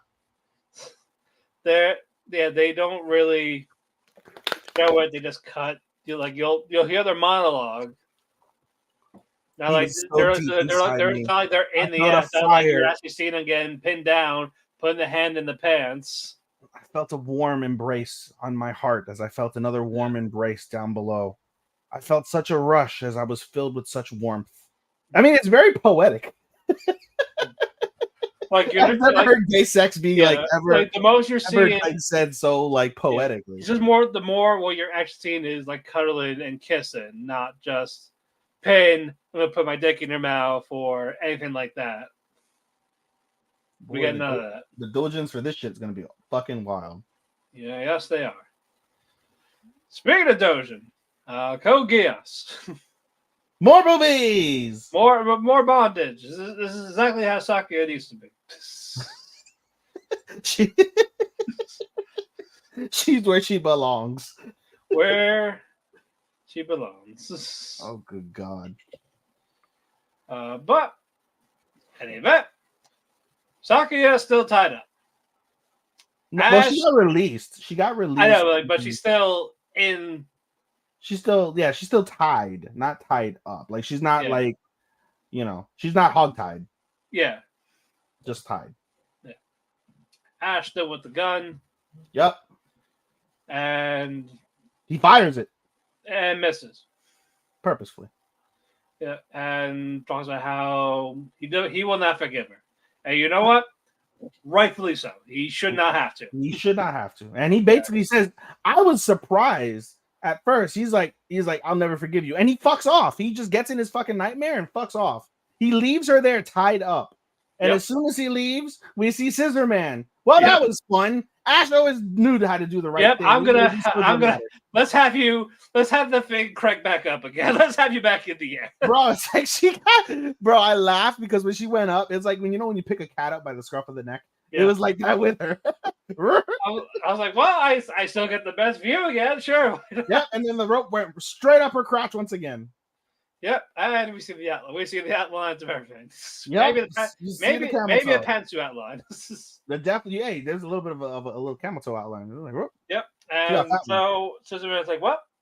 You're going to comply right now." Yep. You're going to show me how the Geass works. You're going to use it. Like, let her down. Yep. I have these prisoners right here. Yep. Use it or they die. Yep, and she's like hesitant, I can't do it, and like it's okay. And he just starts knocking them off one by one. Bang. Push the button, by the way. Bang. No, like he doesn't like do the gun. Just push the button. The thing like shocks him and dies. No, it's not a shock. It's like they got like spikes or something because that's where the blood gets filled. And they just and it's like he doesn't shoot him. He just pushes the button. He's just stabbing the carotid artery. They bleed out, just death. Yep. Crazy. And it's just holy shit. Savage too. And he's like, Scissor Man's dialogue. He's like, I'm sorry, these prisoners weren't up to snuff for you. What? Bro, if Scissor Man I think Scissor Man's a better antagonist than Norland. Yeah. Shame that's over. It's crazy. But why is that over, Matt? Ash came back. Ash comes back. Fucking Superman punches the fucking glass. Yeah, pins with the back crushes. Yeah, crushes his back and has him pinned. Sakuya basically says, Sakuya, what's her last name? Komaragi or some shit? Who cares? Sumeragi Kaguya. Command you, Scissor Man. Bang! And he Nazi Germaned himself. He's like, nope, I am going on my own terms. I have no control. I'd rather die. Control me? Death. Yep. Crazy. Just yeets himself right there. Boom. Done. Then we're back where we left off. Ash confronting Sakuya. I'll never forgive you. I still won't. But I believed in your father who saved my life. And so I'll believe in you. He said that you were nice. You are this good person. Yeah. He said you were nice. I'll believe it. But don't do it again. Yeah. And he's like, I'm going to be watching you like a fucking hawk. And she understands. And she just starts bawling, basically. Yeah. Because she probably thought she was going to die. Yeah. And she would not have blamed him if he actually did that. It was psychological torture. Scissor Man did his job from that perspective. Mm-hmm. Oh, yeah. But takes it back and even says, hey, like, when you're in public, you should still be rosé. Like, you can't get rid of rosé, basically.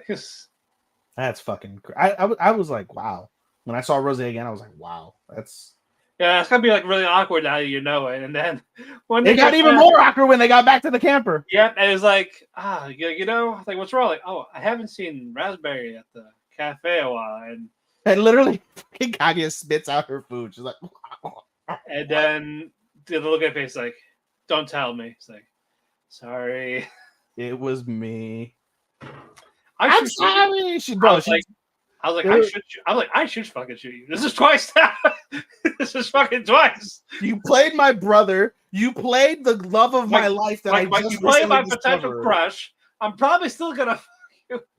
Like, Jesus, where are you nice? Yo, Ash, know your worth. Holy shit. You can't fix her. No, I wouldn't. Fuck off. Go away. It's like the gaslighted, the red flags, all that shit, man. But Ash is too nice. He's not gonna kick her out. No, I'm just going to stay away from me. Get the fuck out of my camper. Yeah. Once this is over, I don't want to see you. Please. We'll never for my mental sanity. For fucking real. I'm like, holy shit. It was fun. But Rose goes to Resistance. Yep. Trying to figure out a plan. Rose's out of focus. After everything that happened, she can't think straight. Nope. And it's getting people to question her, then question Rose. Yep. On the other side, Norland's like, well, who does he talk to? He talks to Arnold. What? Arnold. Was that her name? Oh, no. He talked to Arnold later. Was it Cat? Was he talking to Cat or Lise? This is the redhead girl. It might be with an R. Give me 2 seconds. I'll find it. Ichi ni san. Nara. Okay. Nara. Basically, hey, there's the plan that hey, can I handle this my way? Do what you want. Yep. And the plan. What's the plan, Ethan? Strong arm them. Yeah. And it works. For the most part. It does work. Well, also, it wasn't like a so. Who said that they're going to do like a peace negotiation? Yeah, they said it was going to be a peace negotiation, and basically, the Japanese came with their terms, and basically Nara's like, okay, I knew you'd come with that, so I came with this, and they have like irrefutable evidence of all this shit against the Japanese, and they're like, well, fuck, we can't refute this, so we're fucked. Also, who else do we see? We forgot to mention the guy's name. Gino. Who? The blonde, Gino Weinberg. Is it Gino? Yeah. Yeah, it is Gino. Yeah, Kingdom Free, Gino. Yeah. Right, Night of Free. Yeah, Night of 3. We had that cameo. We had the other one. Kaguya. Cornelia. Lelouch. A little bit, that glance. Yeah, I saw that. Yeah, it was a brief glance at Lelouch. Who else? How many? I think it was just those three. Regardless, it was like back to back to back. It was like boom, boom, boom. It was like, oh shit, it got you hype. Give me a minute to breathe down. For real. Nope. Choking the life out of you. Yeah. But well, what's Rose gonna do, Ethan? Fuck all. We'll find out. Yeah. Mm-hmm. We got 3 more episodes. At least it's strong. It ain't bad. No, not at all. I don't love it as the original, but I do have enjoyment. Spoiler alert, this is also in my 5. Halfway 5. Spoiler alert, this is in my halfway 5. I actually had that as one of your 5 as a potential. You have it as one of your top 5 potentials? I had it as one of yours as one of my guesses. Oh, so okay, so you're 2 for 2 now. Okay. Keep on going. Yeah. Moving on. Let us go with the twinsies. Twins and fucking Nori. Fucking Naori, bro. She's Love it. savage. Go ahead, go talk. Oh, I don't do twins. Fuck, what happened in twins?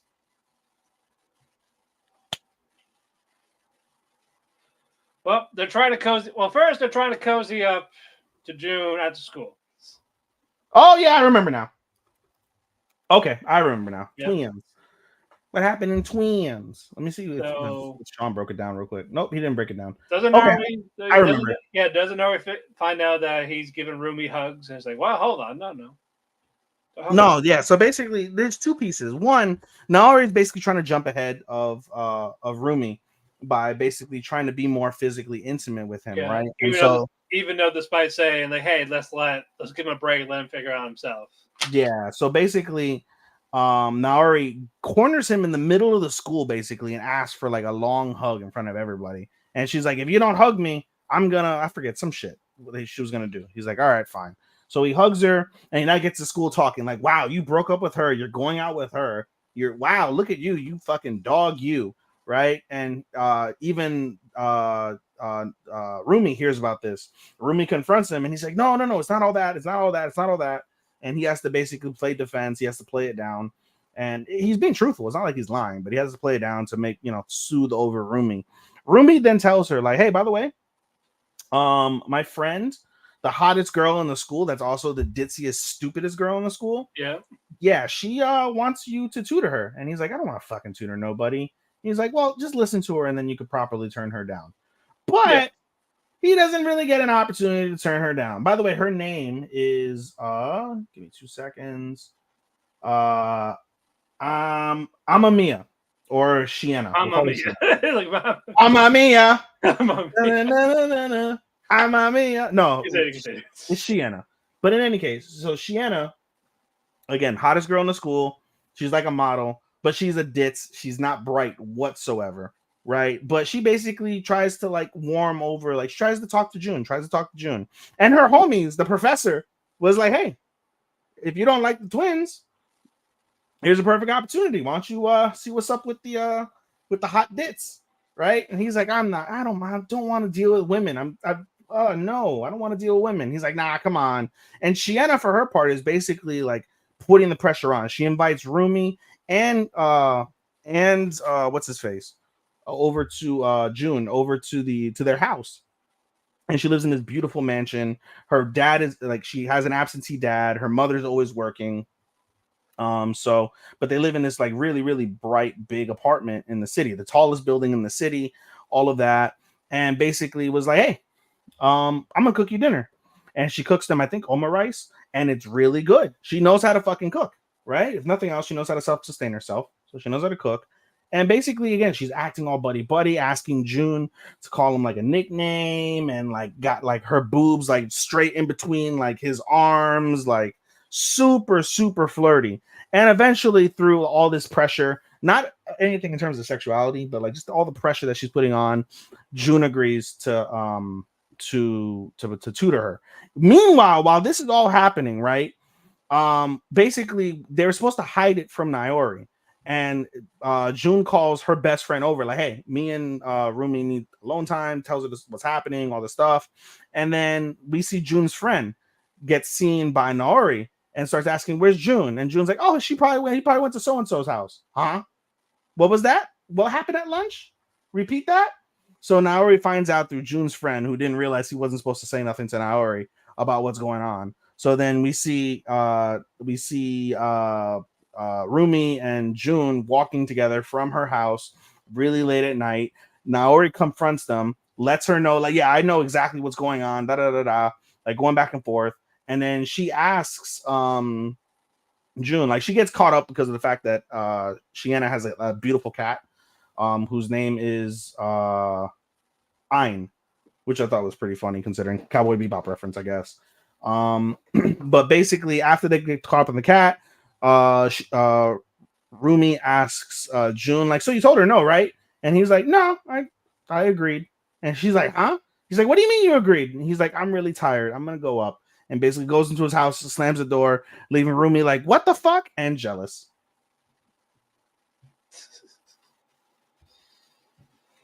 But But there's another guy that needs to stay away from the people. oh my god, I know. Get away from both of those twins. Just stop. Twins. Twins. Not twins. But no, stay away from them. Stay away from everything. You can't get away. Men, stay away from toxic women. You know what was interesting? There was a hentai I once read, right? A Korean hentai. And it had to do with like childhood best friends or whatever. And they were neighbors. And like the guy would literally, he was athletic enough to jump from his like room across to the other girl's room and would do that. And eventually they started fucking and he would do that. And he would like interrupt her studying so he could fuck and all this stuff. And it's like, oh, well, you know, Right. can't do that, but kind of can do that if it was twins and it was etchy, but nonetheless. Itchy. But let's move on. Tower of God. Decent episode. Decent episode. Bam is fighting Mazino. Yes. Basically, first off, we also had subtitle issues when the first came out. What was I doing on Sunday? I don't know what I was doing Sunday. Oh, I was just chilling, watching YouTube. Yeah. I went to put it on. I was like, nope. Subtitles are from later on in the episode, and they're going on when nobody was talking. It's like, but Mazzino basically says, "Hey, if you can just survive, if you can just get the flower before I do, you win." Yep. So they have a little fight. Yep. Bam showing some of his stuff. Yep. But keep in mind that he mentions it too. He's like, "Hey, the animal's about to turn over, so you got one shot." And so they start fighting literally as the animal is turning over to give them like both kind of a disadvantage. And so then as we see them, both of them are about to like use their special like powers with their like, whatever, their special powers. The fucking little girl is chasing this pig. Yeah, the pig with the flower. I wrote her name too. Because I had to like look. Huh? Is it Miseng? Miseng, yes, Miseng. So Bam sees that she was about to get hit by him. Yep, she was going to definitely be blown to bits. And so he grabs her, eats the brunt of his shot, does manage to nick Mazzino. But Bam is just bleeding out. He's all fucked up. Everyone's like, holy shit, he's going to die. And then all of a sudden, like they didn't explain it. Is it like a self-triggering power? Did somebody like trigger it from Fug? Like, how does that work? Where they I don't think they explained it when he was healing himself, but when Mazzino's like, you know what? Just keep the damn thing. Because he took it. Mazzino took it. He took the pig because he's like, oh, cool. And then he goes over and he walks out with the pig. And he's like, you have the flower that's up there, right? Take that one. And you'll pass. Consider it a gift because you survived me.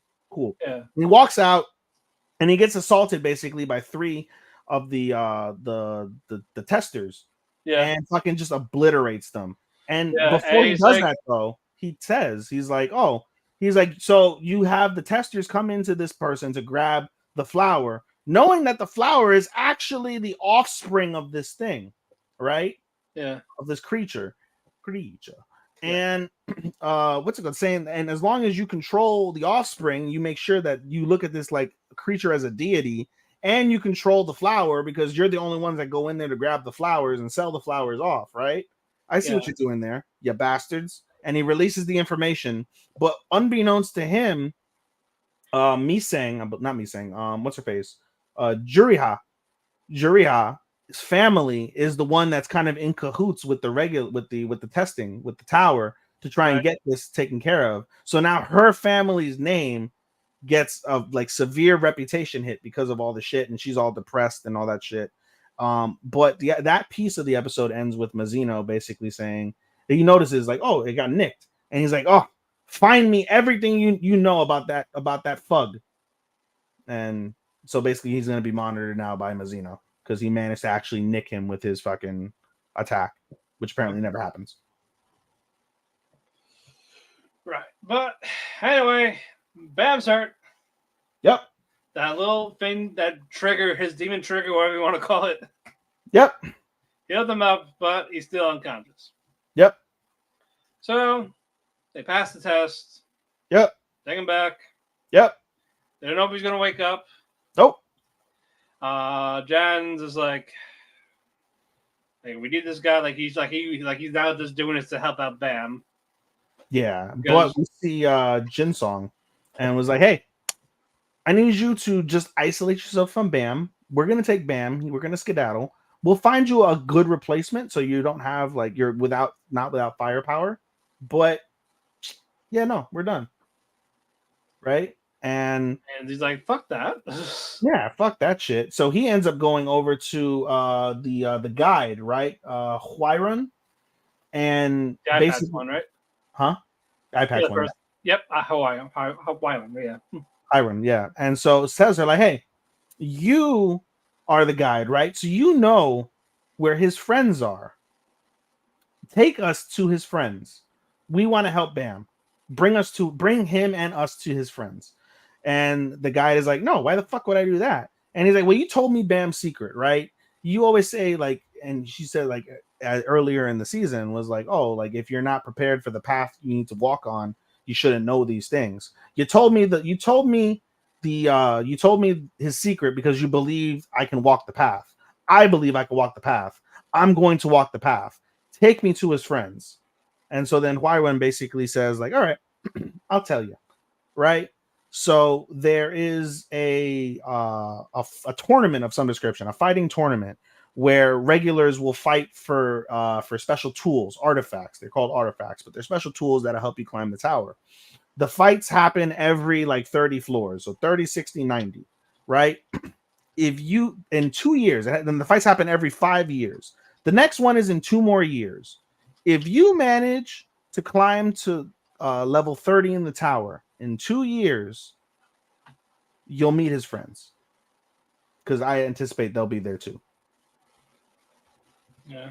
And there's also like a dialogue involving one of the Fug Slayers. Are they mentioned? Yeah, no, they're not mentioned here. But basically, it's a thing between Jin Song and that Fug Slayer. Oh, here it is, Karaka. And basically, they have this dialogue back and forth. While this is all happening with Ja and Huayren, you see Karaka and Jin Song talking, and they're just having a dialogue. And basically, Jin Song is like, I don't want to kill Bam. Like we really do want to help Bam. And so Karaka is like, all right, well, we can help Bam. So then we'll kill everybody else. He's like, well, they didn't do nothing. Don't kill them. And so then he goes to his shadow as he walks off, right? He goes to the shadow. He's like, monitor them. If anything funny whatsoever happens, kill them. Kill them. Kill them. Yes. So now the test takers, as long as they stick with Bam, are going to have Fug basically breathing on their necks. And if anything sideways happens, they might die. Yep. While Ja is inspired and galvanized to help Bam to the degree of let's bring him to level 30 in the tower in 2 years so we can be with his friends. Because that's all the biggest piece anyway. So of course, Bam slowly opened his eyes. And never let that jihad lady cook again, apparently. Yeah, there's also a segment that I didn't care about, basically where fucking Yuri Ha just can't cook for shit. She fucking burns everything to a fucking crisp, to ash. And so clearly the bitch can't cook. Pretty much, yeah. Can she do other housewomanly things though? No. Probably not. She's probably royalty. She'll buy other people do it for her. You think she's the dead fish? Probably. Anyway. But not a bad episode. Not at all. All right, moving on. We got 7 left. Hey, we're not going to get done before 10 o'clock. Yeah, we'll try to. Autry. Mid first half, great second half. The best second half. Yeah, we're going to focus on the second half. Okay, let's focus on the second half. Yeah, because that was the main thing. It was good. Basically, everyone's trying to find out who is Natsuki's type. Yep. And they thought it was Minamo. They thought it was Catherine. Nope. Or Yoko. Nope. None of them. None of the 3.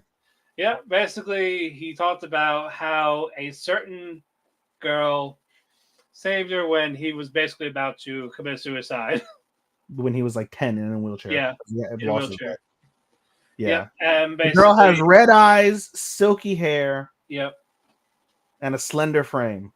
Yep. And they're trying to figure it out, but as the girls were trying to figure it out, Autry came in the room and they're like, wait. Silky hair, red eyes. It was you. Slender frame. And they're like, wait, but she looks like she's like 13. But like a grade schooler, what the fuck? But she's a humanoid. And so humanoids don't age. Yeah. And so then Autry hears this and they ask Autry, like, did you ever meet him as a kid? And she's like, oh, Natsuki's son? And then flashback. Boom. Hits her. First it was a no. Yep. And then she heard the piano. Yep. Of the song. And that triggered something. Yeah, she heard. And that triggered a memory. Yep. And we're gonna get to that in a bit, but Yep. she doesn't say anything. Nope. She basically runs away, Yep. and Atsuki gets confused by it. Yep. He gets back to the boat, Yep. sees her, and she's about to run. She runs to the other. She jumps on the other side of the boat. She jumps from the dock to the boat, from the boat to the submarine. Yep. Jumps on top of the submarine and starts singing the song that Natsuki played on the piano. Yeah, and that triggered a memory in Natsuki. Yep. Because Atri sang that to him as he was about to throw himself off the cliff. Yeah, like after he pulled her and saved him. Yeah, but Yeah. And he's speechless. Yeah, and the song's called "Dear Moments," and very nice song. It is. And when she's done singing, he's like, "It's been a long time, Natsuki-san." Nice to see you again. Yep. So we're getting to her stuff. We're getting to the meat of the matter. Yep, and the meat in her matter. What? Stop it. But no, I can't wait. I can't wait for more now. It's like, all right, good.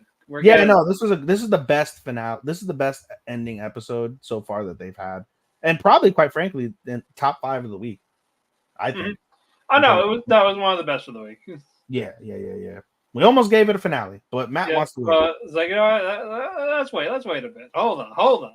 He knows something I don't know. So we'll get to it. When it happens, it will happen. Moving on. Nokatan. Shika noko noko koistan. But anyway, a deer comes by, of course. Of course. So goes to Shika. Has the invitation. Shika. Yep. Basically, Deer Cold 2024 is happening. And Koshi-chan doesn't know what the fuck is going on. And what is that? It's not the Paris Week fashion show. Nope. And fucking Bashime and Anko, they know about it. Apparently, this is the most prestigious deer thing ever. It's like a dog show, but for deer. And fucking Chika wants Koshi-chan to basically be her owner for this thing. Like a deer and an owner. Mm-hmm. And Koshi-chan can't get it right. Mm-hmm. And she's disappointed with her. Mm-hmm. Like, you're gonna do this right. Mm-hmm. And the practice. But the actual real deer won. And I'm happy for that deer. Mm-hmm. I forgot that deer's name. Mm-hmm. Either way, he deserves it. But Ooh. Where's your clapping sound effect? Come on, Starman, White Starman. What are we doing? For what? The deer that won. I don't have the deer. No, you don't have the clapping sound effect. I thought you'd have the clapping sound effect. I don't have a clap. No. Oh, well, I'm glad you don't have the clap, but still. No, I never added it to the soundboard, and I need him to talk to me about how to add into it so I can update it. All right, we'll do that before the end of the season, sir. Yeah, that way I can use it more. But Indeed. Congrats to that deer. Part 2 was Deer Club has a YouTube to promote the club.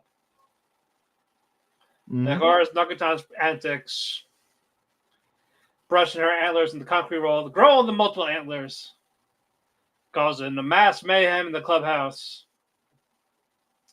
It was made worse due to the deer crackers. But this forces Koshi-chan to cut her antlers. Mm-hmm. It just falls off naturally. Mm-hmm. But they earned some funds in the process. All right, fine. Sure, great. All right, they got money. Mm-hmm. Part 3. We got our cafe owner, Yoshiharu. Mm-hmm. He's the sole owner and barista of the Swallow Cafe. Mm-hmm. And basically, he provides excellent service, no matter what. Mm-hmm. So, of course, Koshi-chan is happy with her service. First, Shika asks, "Hey, do you have an antler stand?" Mm-hmm. And he's like, "What? What the fuck is that? What do you mean?" And of course, we find out his sister Chiharu is in that student council who has an antler stand. but he doesn't have one. Keep in mind, it's not the antler stand where you take off the antlers and put them there. She takes her whole fucking head off the top of her head and just drops it like it's do you have the whole rack? It looks like, you know what it looked like when she does that? It looks like the Disney helmet, like it looks like a little Riri helmet that they put on the Disney kids and stuff. Yeah, it's like that. Yeah, it is like that. So Yoshiharu feels like a failure for it, and said, "All right, what can I get you? Do you have deer crackers?" No. Like, what the? It's a restaurant. I've got everything but deer crackers. Yeah, it's like racist to deers. Okay, sure. No deer. Just have a strawberry parfait. Ugh. I guess I'll have the parfait. I guess. But no, he feels guilty. Of course, Shika gives him a little boost, like, "You're honest. You looked me in the eye. I know you mean it. Just do better. No tip for you." And of course, I'll get you the most exquisite deer crackers you've ever seen. And she's like, "Okay, look forward to it." Yeah. So just to take her out back at the woodshed, shoot her with the deer crackers, and that's it. Old yellow, that bitch. Yeah, old yellow. All yellow with deer crackers. Choked by deer cracker. Yeah. Moving on. Wistoria. Great episode. Back on where we left off. Fucking Bakugo, I mean Shion. Bakugo fights Deku. I mean Shion fights Will. Oh my god.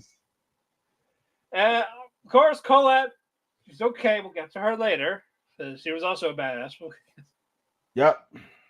But yeah, Shion is mad at Will because he didn't give him attention. He didn't look his way when he was mad. It was really stupid. Like, he ignored him. He ignored him and he didn't like it. Because he got bullied by everybody. So why should he give anybody any attention? Because they're just gonna bully him. Even during the fights, like, "Don't you hate me?" Like, "Yes, I do actually, but I don't fucking care." It's like, I really don't give a fuck.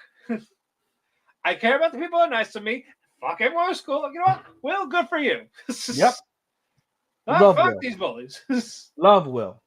Yep. Short list for a protagonist, I'm telling you. Short list. And as that's going on, Will has this ultimate spell where he's basically Kagebushin everywhere. Not Will, Julius. Sorry, Julius. And almost everyone falls for it except for Wignall, our elf guy. Yep, the wind guy. Just immediately right away, just, okay, here. Threw the rose back at him and then just fucking tornadoes him and then poof. God. Poof. Poof. And they're like, what the fuck? Kagebushi no Jutsu. But of course, we go back to Shion, does this like Phoenix Guardian thing, this Falcon, whatever you want to call it. It's an epic battle. I'll give it that. It's a very nice battle. It's a really but eventually Colette says, "All right, we're done here." Yeah. I am mad at you. I am mad at you. Get fan service. Yeah, a little bit of fan service, like, you know what? And then Colette's like, did you see, by the way, before you continue on the fan service piece, did you see that they changed it from the manga? The manga is actually more revealing, where you can see like the under of her bra, like you could see like more of like a side. I'm okay with it like this. It wasn't bad. No. They didn't like. It wasn't like, you know, like blurred out or anything like that. No. That's how they did her outfit. Like, no. Yeah. No, it was fine. Like, I don't need the jiggling underboob underneath. No, it was no underboob, but it was just like she had beautiful lace bra, like really nice. But yeah, they just gave her like fucking. But it's giving like fucking fishnet stockings, like it's just holes in the stockings. Yeah, and it was in her skirt. Yeah. And she's like, I don't give a fuck right now. I am mad at you. I bring you here. And this is how you repay us. You're acting like a child. And they even say it too. Like, well, the scouts are like, "Oh, well, this guy's a fucking petulant child. Like, he has all the talent in the world, and he's a fucking child. Typical. Yeah. He's just another student. He doesn't excel in terms of mental like fortitude and shit." Yeah. And Mesa says, "Will, just go. I got him. I got Julius." Yep. Even though we know it's phone Julius, but yeah. But we get to the arena. Julius and his guys. They're the first ones there. And they're getting ready to take the crown. And you just hear like this. You see a star from long distance shooting into the arena. It's fucking Will. With his sword, pissed off. You know what I thought I was going to do, and he should have done it. Just slash the crown as he was about to. Oh, it'd been great, right? He touched the crown, just slice his fucking hand Yeah, off. no, just slices the crown like there. I win. Fuck you. But no, he just gives Julius this glare like we have unfinished business. And Julius grills back at him like, I can't wait to kill somebody in front of all of you. Yeah, so we're gonna get that fight. This would have been the main event if what's gonna happen next, but. So we had it's like really good. Save it for next week. Yep. Next up, Elusive Samurai. Creepy. Yes. What you call it? Suwa and his guys. They were having a meeting. Basically, hey, we had that scout go over to stalk Takauji, but he's nowhere to be found. And Suwa is quiet because his little premonition. We find out it turns off and off randomly. Yep.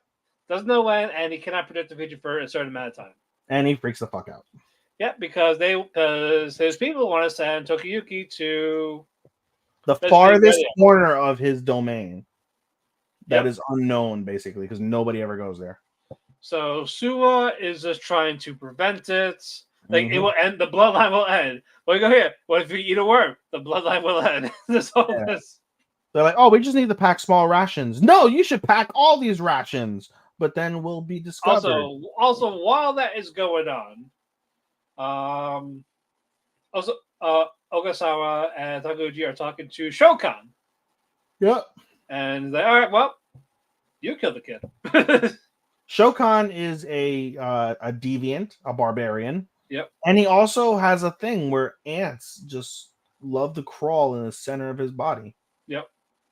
Disgusting. We'll get to that visual later, but so Tokiyuki and the guys, as they're going, you see like a bunch of like money barrels, like anything to help to make it easy for him. Yeah. And also attract attention. Yep. And basically just they're trying to ignore Shizuku's like, hey, father, stop it. Eventually, they take in like all the winter clothes and stuff like that. You know, fine. Yep. Make him happy because he won't stop. He will not stop until you take something. Yep. You know, Shizuku knows that. Oh yes, this happens to Suwa sometimes. He gets like this sometimes, and we know why. But they go to the cold, the freezing cold. It is winter. Freezing cold. Of course, you know they're all having fun until this man tries to choke Tokiyuki. Yep. This blue-haired guy. No, he's white-haired. Kind of. There's a blue tone, but it is white hair more than. But fucking Shizuku recognizes. Sorry, he recognizes her. Yep. Oh shit! Hey, you remember me? You fed me. His name is Fubuki. Yep. And he has no concept of portions when it comes to eating. Nope. Like he eats, doesn't know when to stop. But he does understand one thing, Matt. What's that? How you tell me? The art of war. Yep. And he knows how to basically military strategize. And he mentioned he's like, I'm just a traveling samurai looking for a lord to serve. Yep, he needs a lord to serve. Yep. And of course, everyone's like, "Oh, this guy is like, I don't know." But Tokiyuki, bring him aboard. Let's take him. Let's adopt him. He's in our age group. Let's take him. He is a kid. This is Imperial Kids Next Door. The kids are fighting the adults. That's what it is. Imperial Kids Next Door. I'm done. But they have a strategist now. You know what? Cool, great. But let's get to the fun part at the end. Shokan. Just brutally destroying all the men in a village. Yep. And basically, yeah, because Fubuki was trying to look for this village and he wants Tokiyuki's help. And there's this guy that's just basically killing everyone. Yep. And there's one survivor. And he makes a break for it. And what happens to that survivor, Matt? He ain't surviving. He gets his head cut off. He gets a sword through the fucking head. Yeah, and he fucking has it, like, standing up. Like, and you see the blood dripping on his face. onto his sake little Yeah, dick. his cup. Yeah. Yeah, savage. I'm like, yo, that's a cool visual. It is a fucking cool visual. Like That was fucking badass.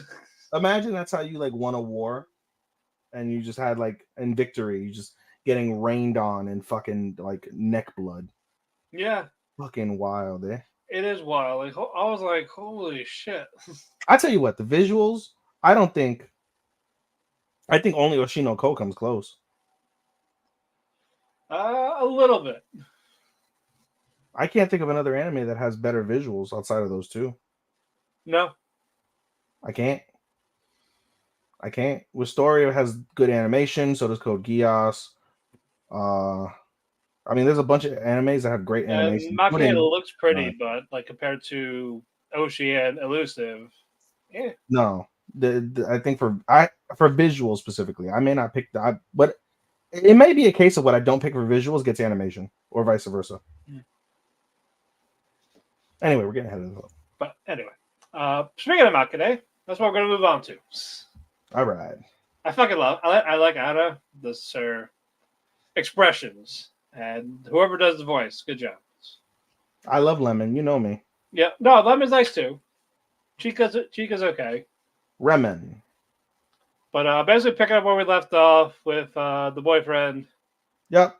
With Kazuhiko and what's the forehead girl's name? Forehead girl name? Chihara. Chihaya. Sorry, Chihaya. It's like, oh, so what's going on here? Why are you with him?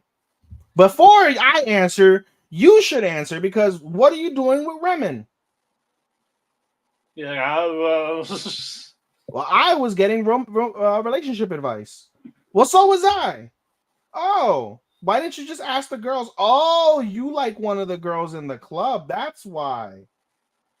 And it's like, I got you. Yeah. Let's go with that. And he's like, all right, I got you. I want you to invite whatever is the girl that you like. I'm going to bring Remen and I'm going to bring Chihaya. And we're all going to go on a date. Yep. And so they do that. He brings Anna. Everyone basically kind of knows something is up except for Lemon. Yeah. And so they would go on a date. Everything's all good. Everybody's happy. Anna was hilarious. Anna's like, what kind of fucking date is this? And then she realizes, like, she's like, what girl likes this? Chihaya loves it. Lemon loves it. And she's like, I'm in the minority. Fuck. Yeah. That's underground. Yeah, it was like this underground museum type. Like the museums are bored. Who likes this? And they all like it. All the girls are like, yeah. The boys are like, this is cool. And it's like, well, I'll shut up then. Yeah, she's like, well, fuck, I guess. And eventually she gets to enjoy it. But then Mitsuki basically goes over to Kazuhiko and was like, oh, yo, so I'm gonna leave you alone. I'm gonna take Lemon and Chihaya, and we'll be good, right? And then she's like, come on, Lemon. And then Lemon's like, whoa. I'm not gonna be a third wheel here. You should be with your girl. And he's like, basically, like, she's fucking up his plan. And then Lemon casually says, out of the blue, come on, you're the guy that I fell in love with. You should know this by now. Something along those lines. Yeah. And everyone is like, what the fuck? Mitsuki's like, you fell in love with me? Chihaya, because Chihaya basically admitted, as we saw in the last episode, like she's unsure of herself, right? She's unsure of the relationship. And then Anna and what's his face? And Nukumizu are like, oh fuck. And then so basically Lemon tries to walk it back, but she's too embarrassed. She dips. She fucking Usain Bolts out of there. Mitsuki wants to chase after her, and Chihaya stops him and was like, no, I'm your girlfriend. Look at me. That's what I'm here. Look at me. And so Mitsuki reluctantly, like, you know, hugs her and everything, but shit is all fucked up. So Nukumizu's the one that runs after fucking Lemon. Eventually takes him forever, but he eventually catches up and tries to like make her feel better, but you know, kind of unsuccessful. But you know, Lemon's like, I'll be all right. And she basically, while they're having this conversation, the conversation they specifically had was around the newsletter. And Lemon's like, I'm gonna write a children's story. And the children's story she describes is basically her life, her feelings about Mitsuki from the time they were children, which is very nice. And it ends quite sadly.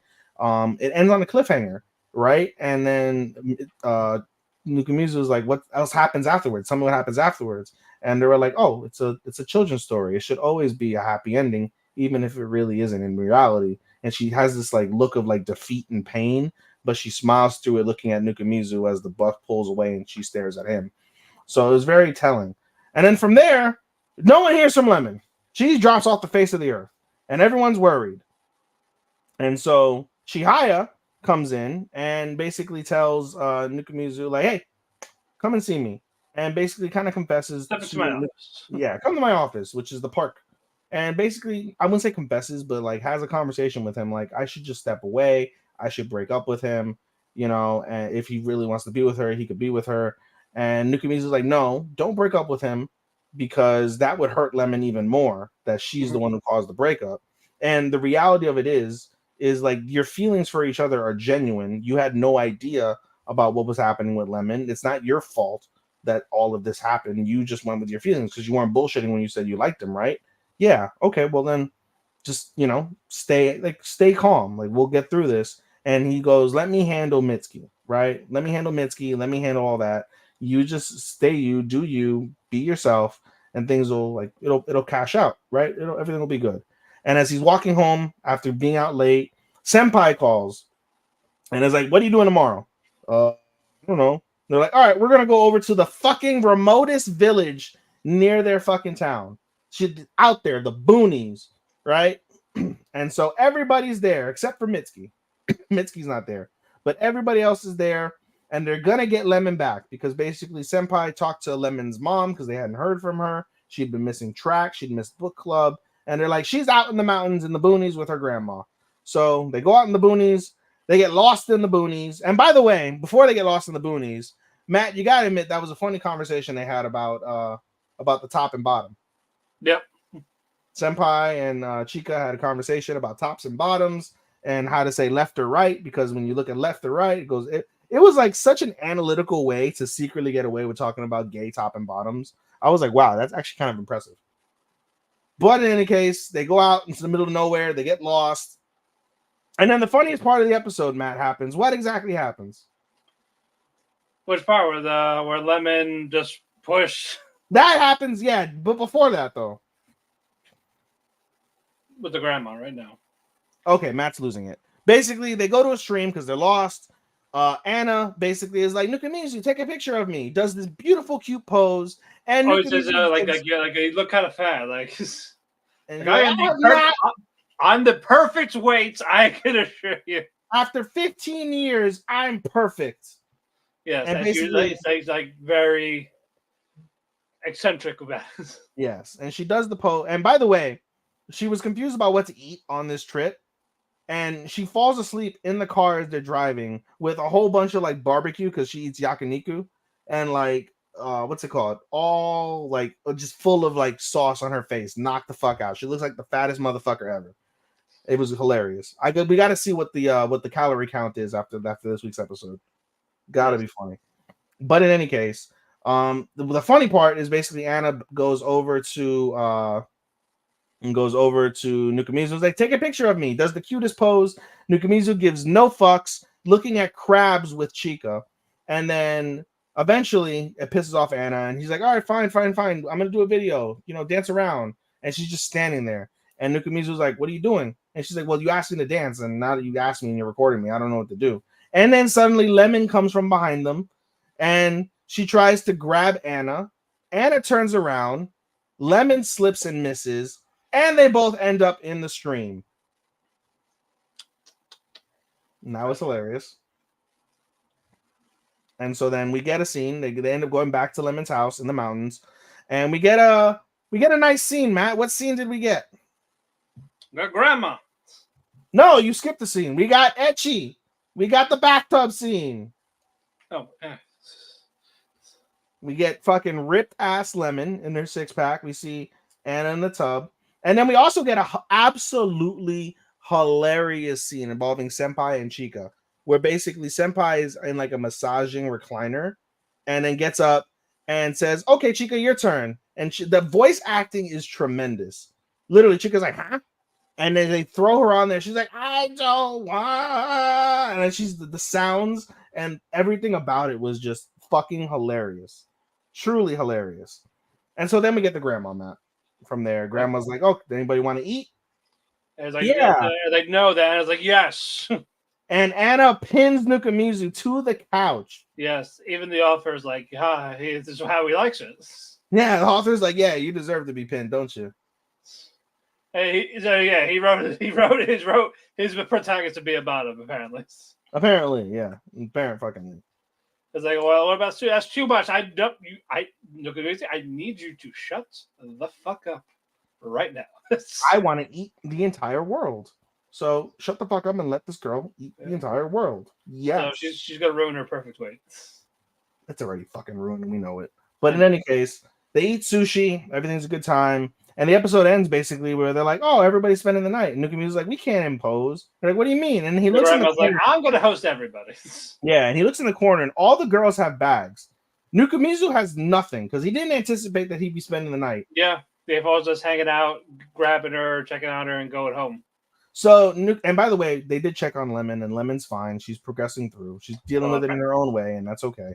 Well, yeah, because she didn't kick him out, so I would hope. Yeah, and she was very cheery and stuff, so she's good. And she even thanks them. She's like, "Thank you for checking up on me. I appreciate you guys' concern, but I'm okay." Da da da. And then basically, the episode ends with Nukamizu basically at an all-girl slumber party alone. Where nothing bad will happen. Dun dun dun. Nothing bad at all. Dun dun dun. All right, moving on. Co-main Oshi no Ko. Oh my god, what an episode! This definitely focuses on Akane and Kana. Bro, every episode of Oshi no Ko is basically fucking like show finale quality. Yeah. Basically the play is continuing. Mm-hmm. Okay, good. They're focused a little bit more on Kana and how she's easy to work with. Mm-hmm. So the person that was on stage, like, okay, I can say, okay, I'm a little fucked up or a little nervous, but she got me. She can help me out here. Great. Mm-hmm. So they get that. They get a little bit more on how Kana does help people.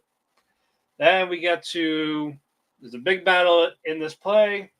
Mm-hmm. Purple hair guy gets his rematch. Aqua is going to go after the main character, Blade. Mm-hmm. Kana is the one that runs ahead. Mm-hmm. And here's Akane and her character. Mm-hmm. And for Akane, it's a big deal. Mm-hmm. And we're going to get our background. As a child, she was captivated by Kana's performance. Mm-hmm. As a child actor. Yep. She wants to be exactly like her. Yep. So, okay. So if you want, let's try hard. Like there's auditions. Who knows? One day you'll get to meet her. Yep. So it got to the point where Akane copies Kana's look. Like haircut, even the hat. Mm-hmm. So, okay. So she was like that when she was younger. Okay. So goes the audition thing. She goes to get a drink, and the father confuses Akane as his daughter because of the hair and the hat. Yep. She said, "Oh, I'm not her," and all that. Then, and she even heard the father say, "Oh, why you care? You already got the part." And then this lets kind of confuse it, and Kana's like, "That's not me." Ooh. Okay, I fucked up. Like, shall we go? Yeah, he's like, yep, he just walks away. And then Akane's like, is this true? And then Kana's like, why does it matter? But like, yeah, this is show business. And she hates saying it. Mm-hmm. You see her get mad about saying it. Mm-hmm. Because again, very talented girl, but since the father's the agent, there's this basically both the parents, it's like basically fuck your talents. Mm-hmm. We're gonna give you these. We're basically gonna pay them out. Mm-hmm. You're gonna get it no matter what. Mm-hmm. Even if you fuck up, you're still gonna get the main role. Mm-hmm. And we're gonna get a lot of money. So they're just using Kana. Mm-hmm. And since she's a kid, she can't say anything about it. Mm-hmm. And then I kind of trying to thought to basically try to reach out and let to kind of say, "Why are you wearing that stupid fucking hat?" And slaps the hat off her Yep. head. Like she because basically it's more like she's disgusted looking at herself, basically. Mm-hmm. And that's what made her. But instead of Akane just full on hating her, she read psychology books to understand Kana. At So- like what, 6?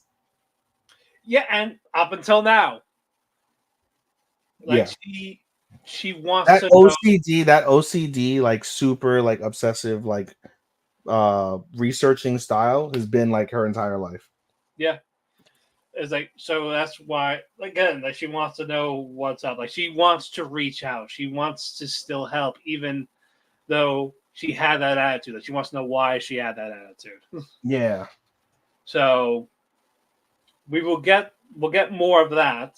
Mm-hmm. We go into the play. You just see like this upset kind of alone. Like as a kid, to go up, you hear the music. Like you want this nice life, and then I love the cut of Akira is right in front of her. Right away, the music stops. It was a great cut. I was like, but That's you one of the can't best cuts I've ever seen in an anime. I Ever. know, and then basically Ever. like, but you can't have that. You cannot have that life. It was so good.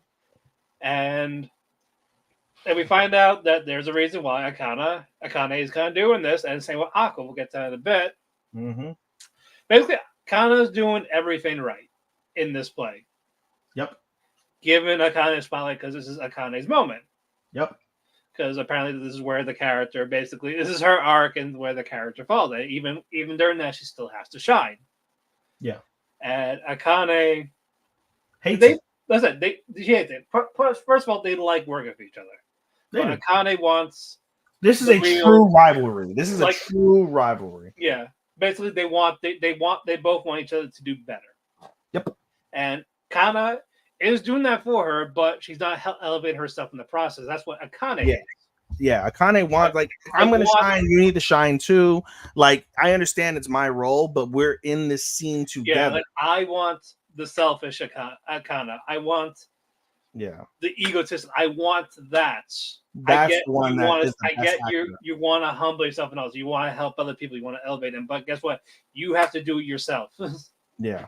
You want people to actually see your talent? Show me your talent. Don't fade. Yeah. Don't turtle into a shell. Is basically. Yeah. And before that though, we get a little like before the guy say that Aqua and Akane, they both want it. Mm-hmm. Mm-hmm. And it's a make or break on if it's actually going to happen because right now it is not. Mm-hmm. So we're gonna get that tomorrow, and I love how they do it for both of them. Like, yeah, they'll tease each other, but the respect and the rivalry is there. Mm-hmm. Like they want to understand each other professionally and personally. Mm-hmm.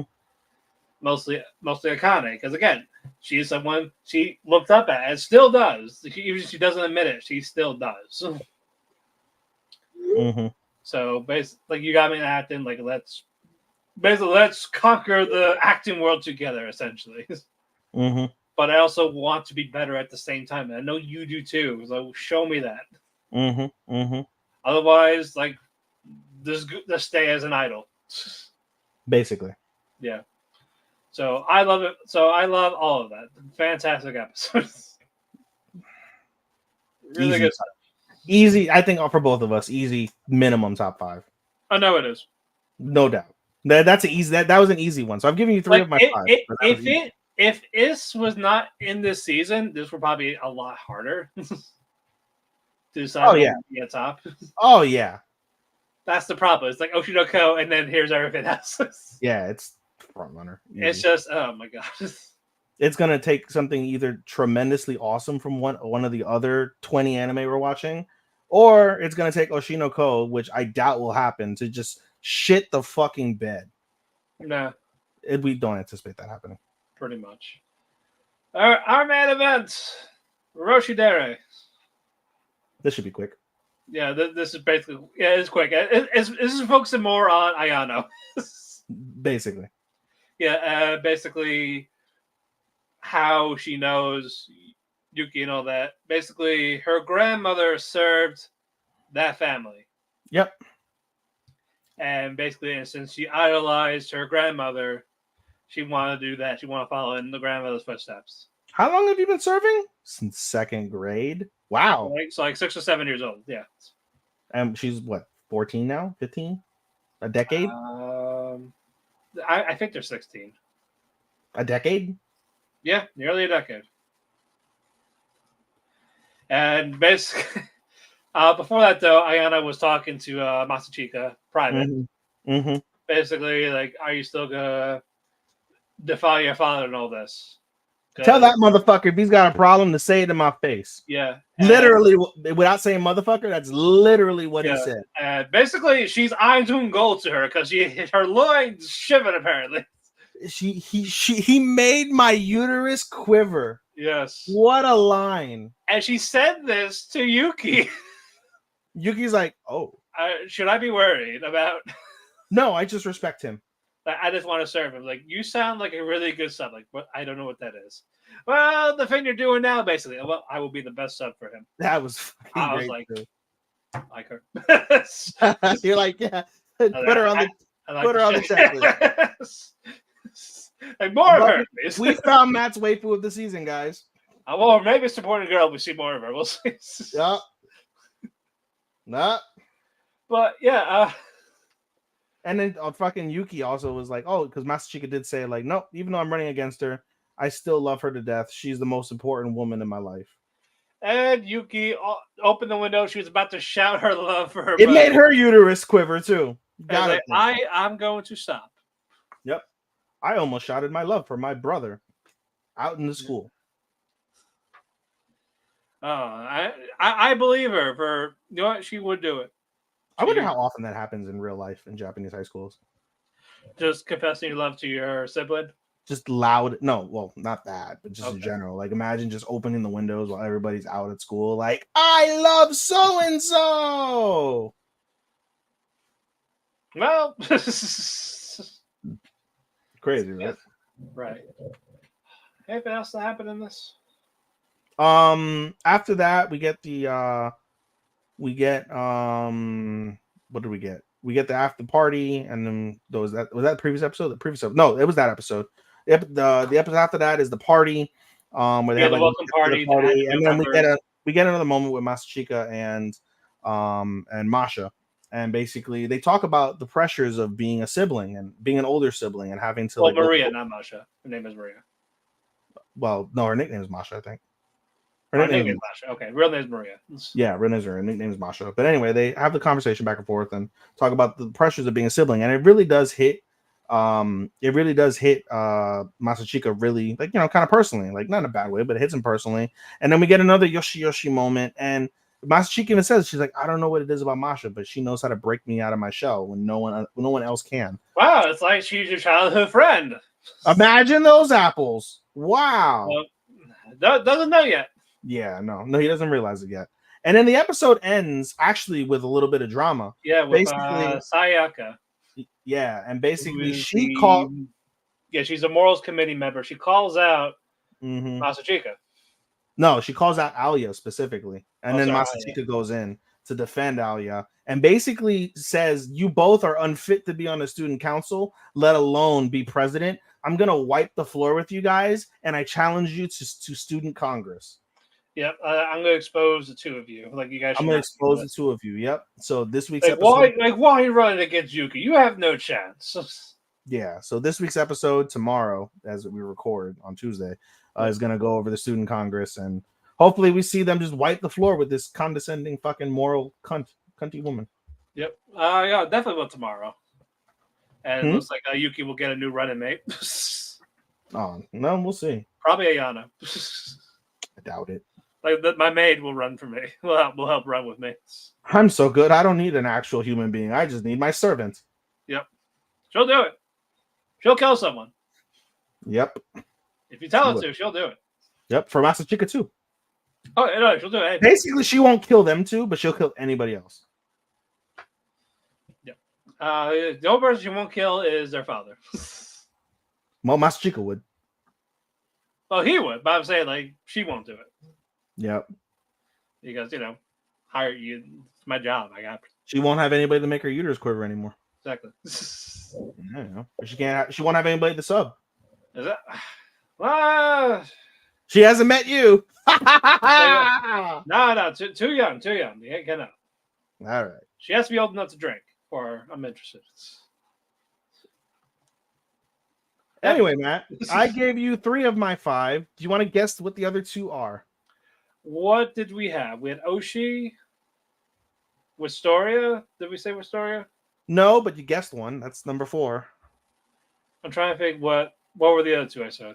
Days and Gios. Days and Gios. And the other one, probably Heroin. Close. Okay. It's between heroin and not heroines. Let's rephrase that. Not heroin the drug. I know, heroin's cool. No, it's not. Heroines and My Hero. Oh, okay. Call it's it not for me, but of course it was never going to be for you. But well, with everybody else, no. I know. What about you, Matt? No order. No Nier, Oshi, Elusive. Let me look at all these. Nier, Oshi, Elusive. Yeah. I guess Story would be one. No, Wistoria. Maybe. It's a maybe. Okay. And I guess Roshi. Really? I mean, yeah. Oh, It could change. It could. All these could change. I'll tell you what. 11, 12, 11 and 12 are pretty set for me. 10, my top 10 is set. And then it just depends on the order for top 10. Yeah, but right now Roshidere is the one that could bounce off easily out of the other 4. Yeah. It's not my 5 by any stretch. No, I'm pretty sure by the end it'll go down. Yeah. If I'm being honest. Yeah. More of the 4 are solid almost, basically. Solid 5s. Yeah. Oshi, Wistoria, Elusive, Nier. Yeah, there's got Enstrom if they want to stay there. If they fuck up somehow, then we got problems. Indeed. Then I'm gonna ruin my whole list, basically. Rip up more notes. Yeah, for real. Give it to VTuber and just shove the paper down its throat. Mommy. Exactly. Nothing in summer is going in for the year. It's not. I was writing in the chat, dude. Honestly, I've got 14. I've got a solid 14. So about half. And I'm pretty confident minimum of 13 are going to be in my 30. Yeah. That's how strong this season is. All right.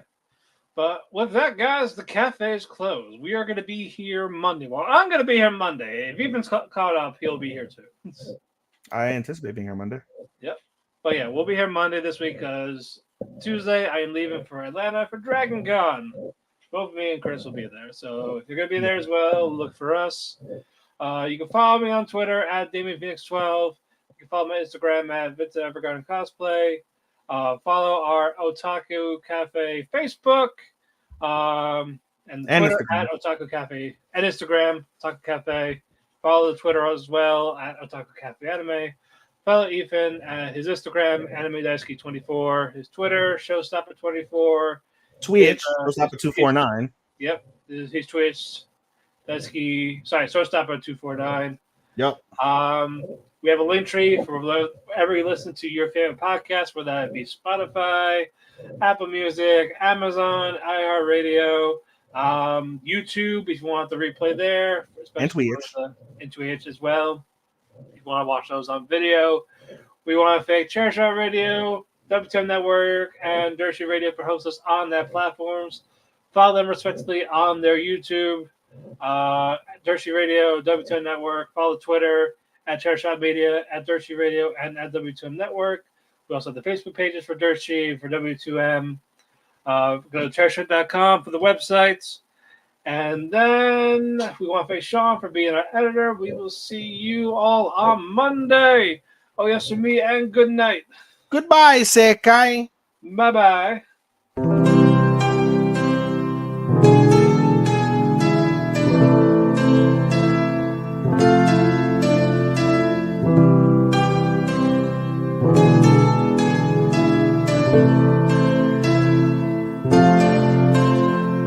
When the sun goes to sleep, I find myself in a heap because it hurts so much to be away from you. It makes my day when I get a text from you. But still I say goodbye again. Let's hope this isn't the last time that I see your face. But hey, it's fine. I know everybody needs a little space. There's no one to blame. Goodbye again. Let's hope this isn't the last time that I hear your voice. But it's your choice. I can't keep you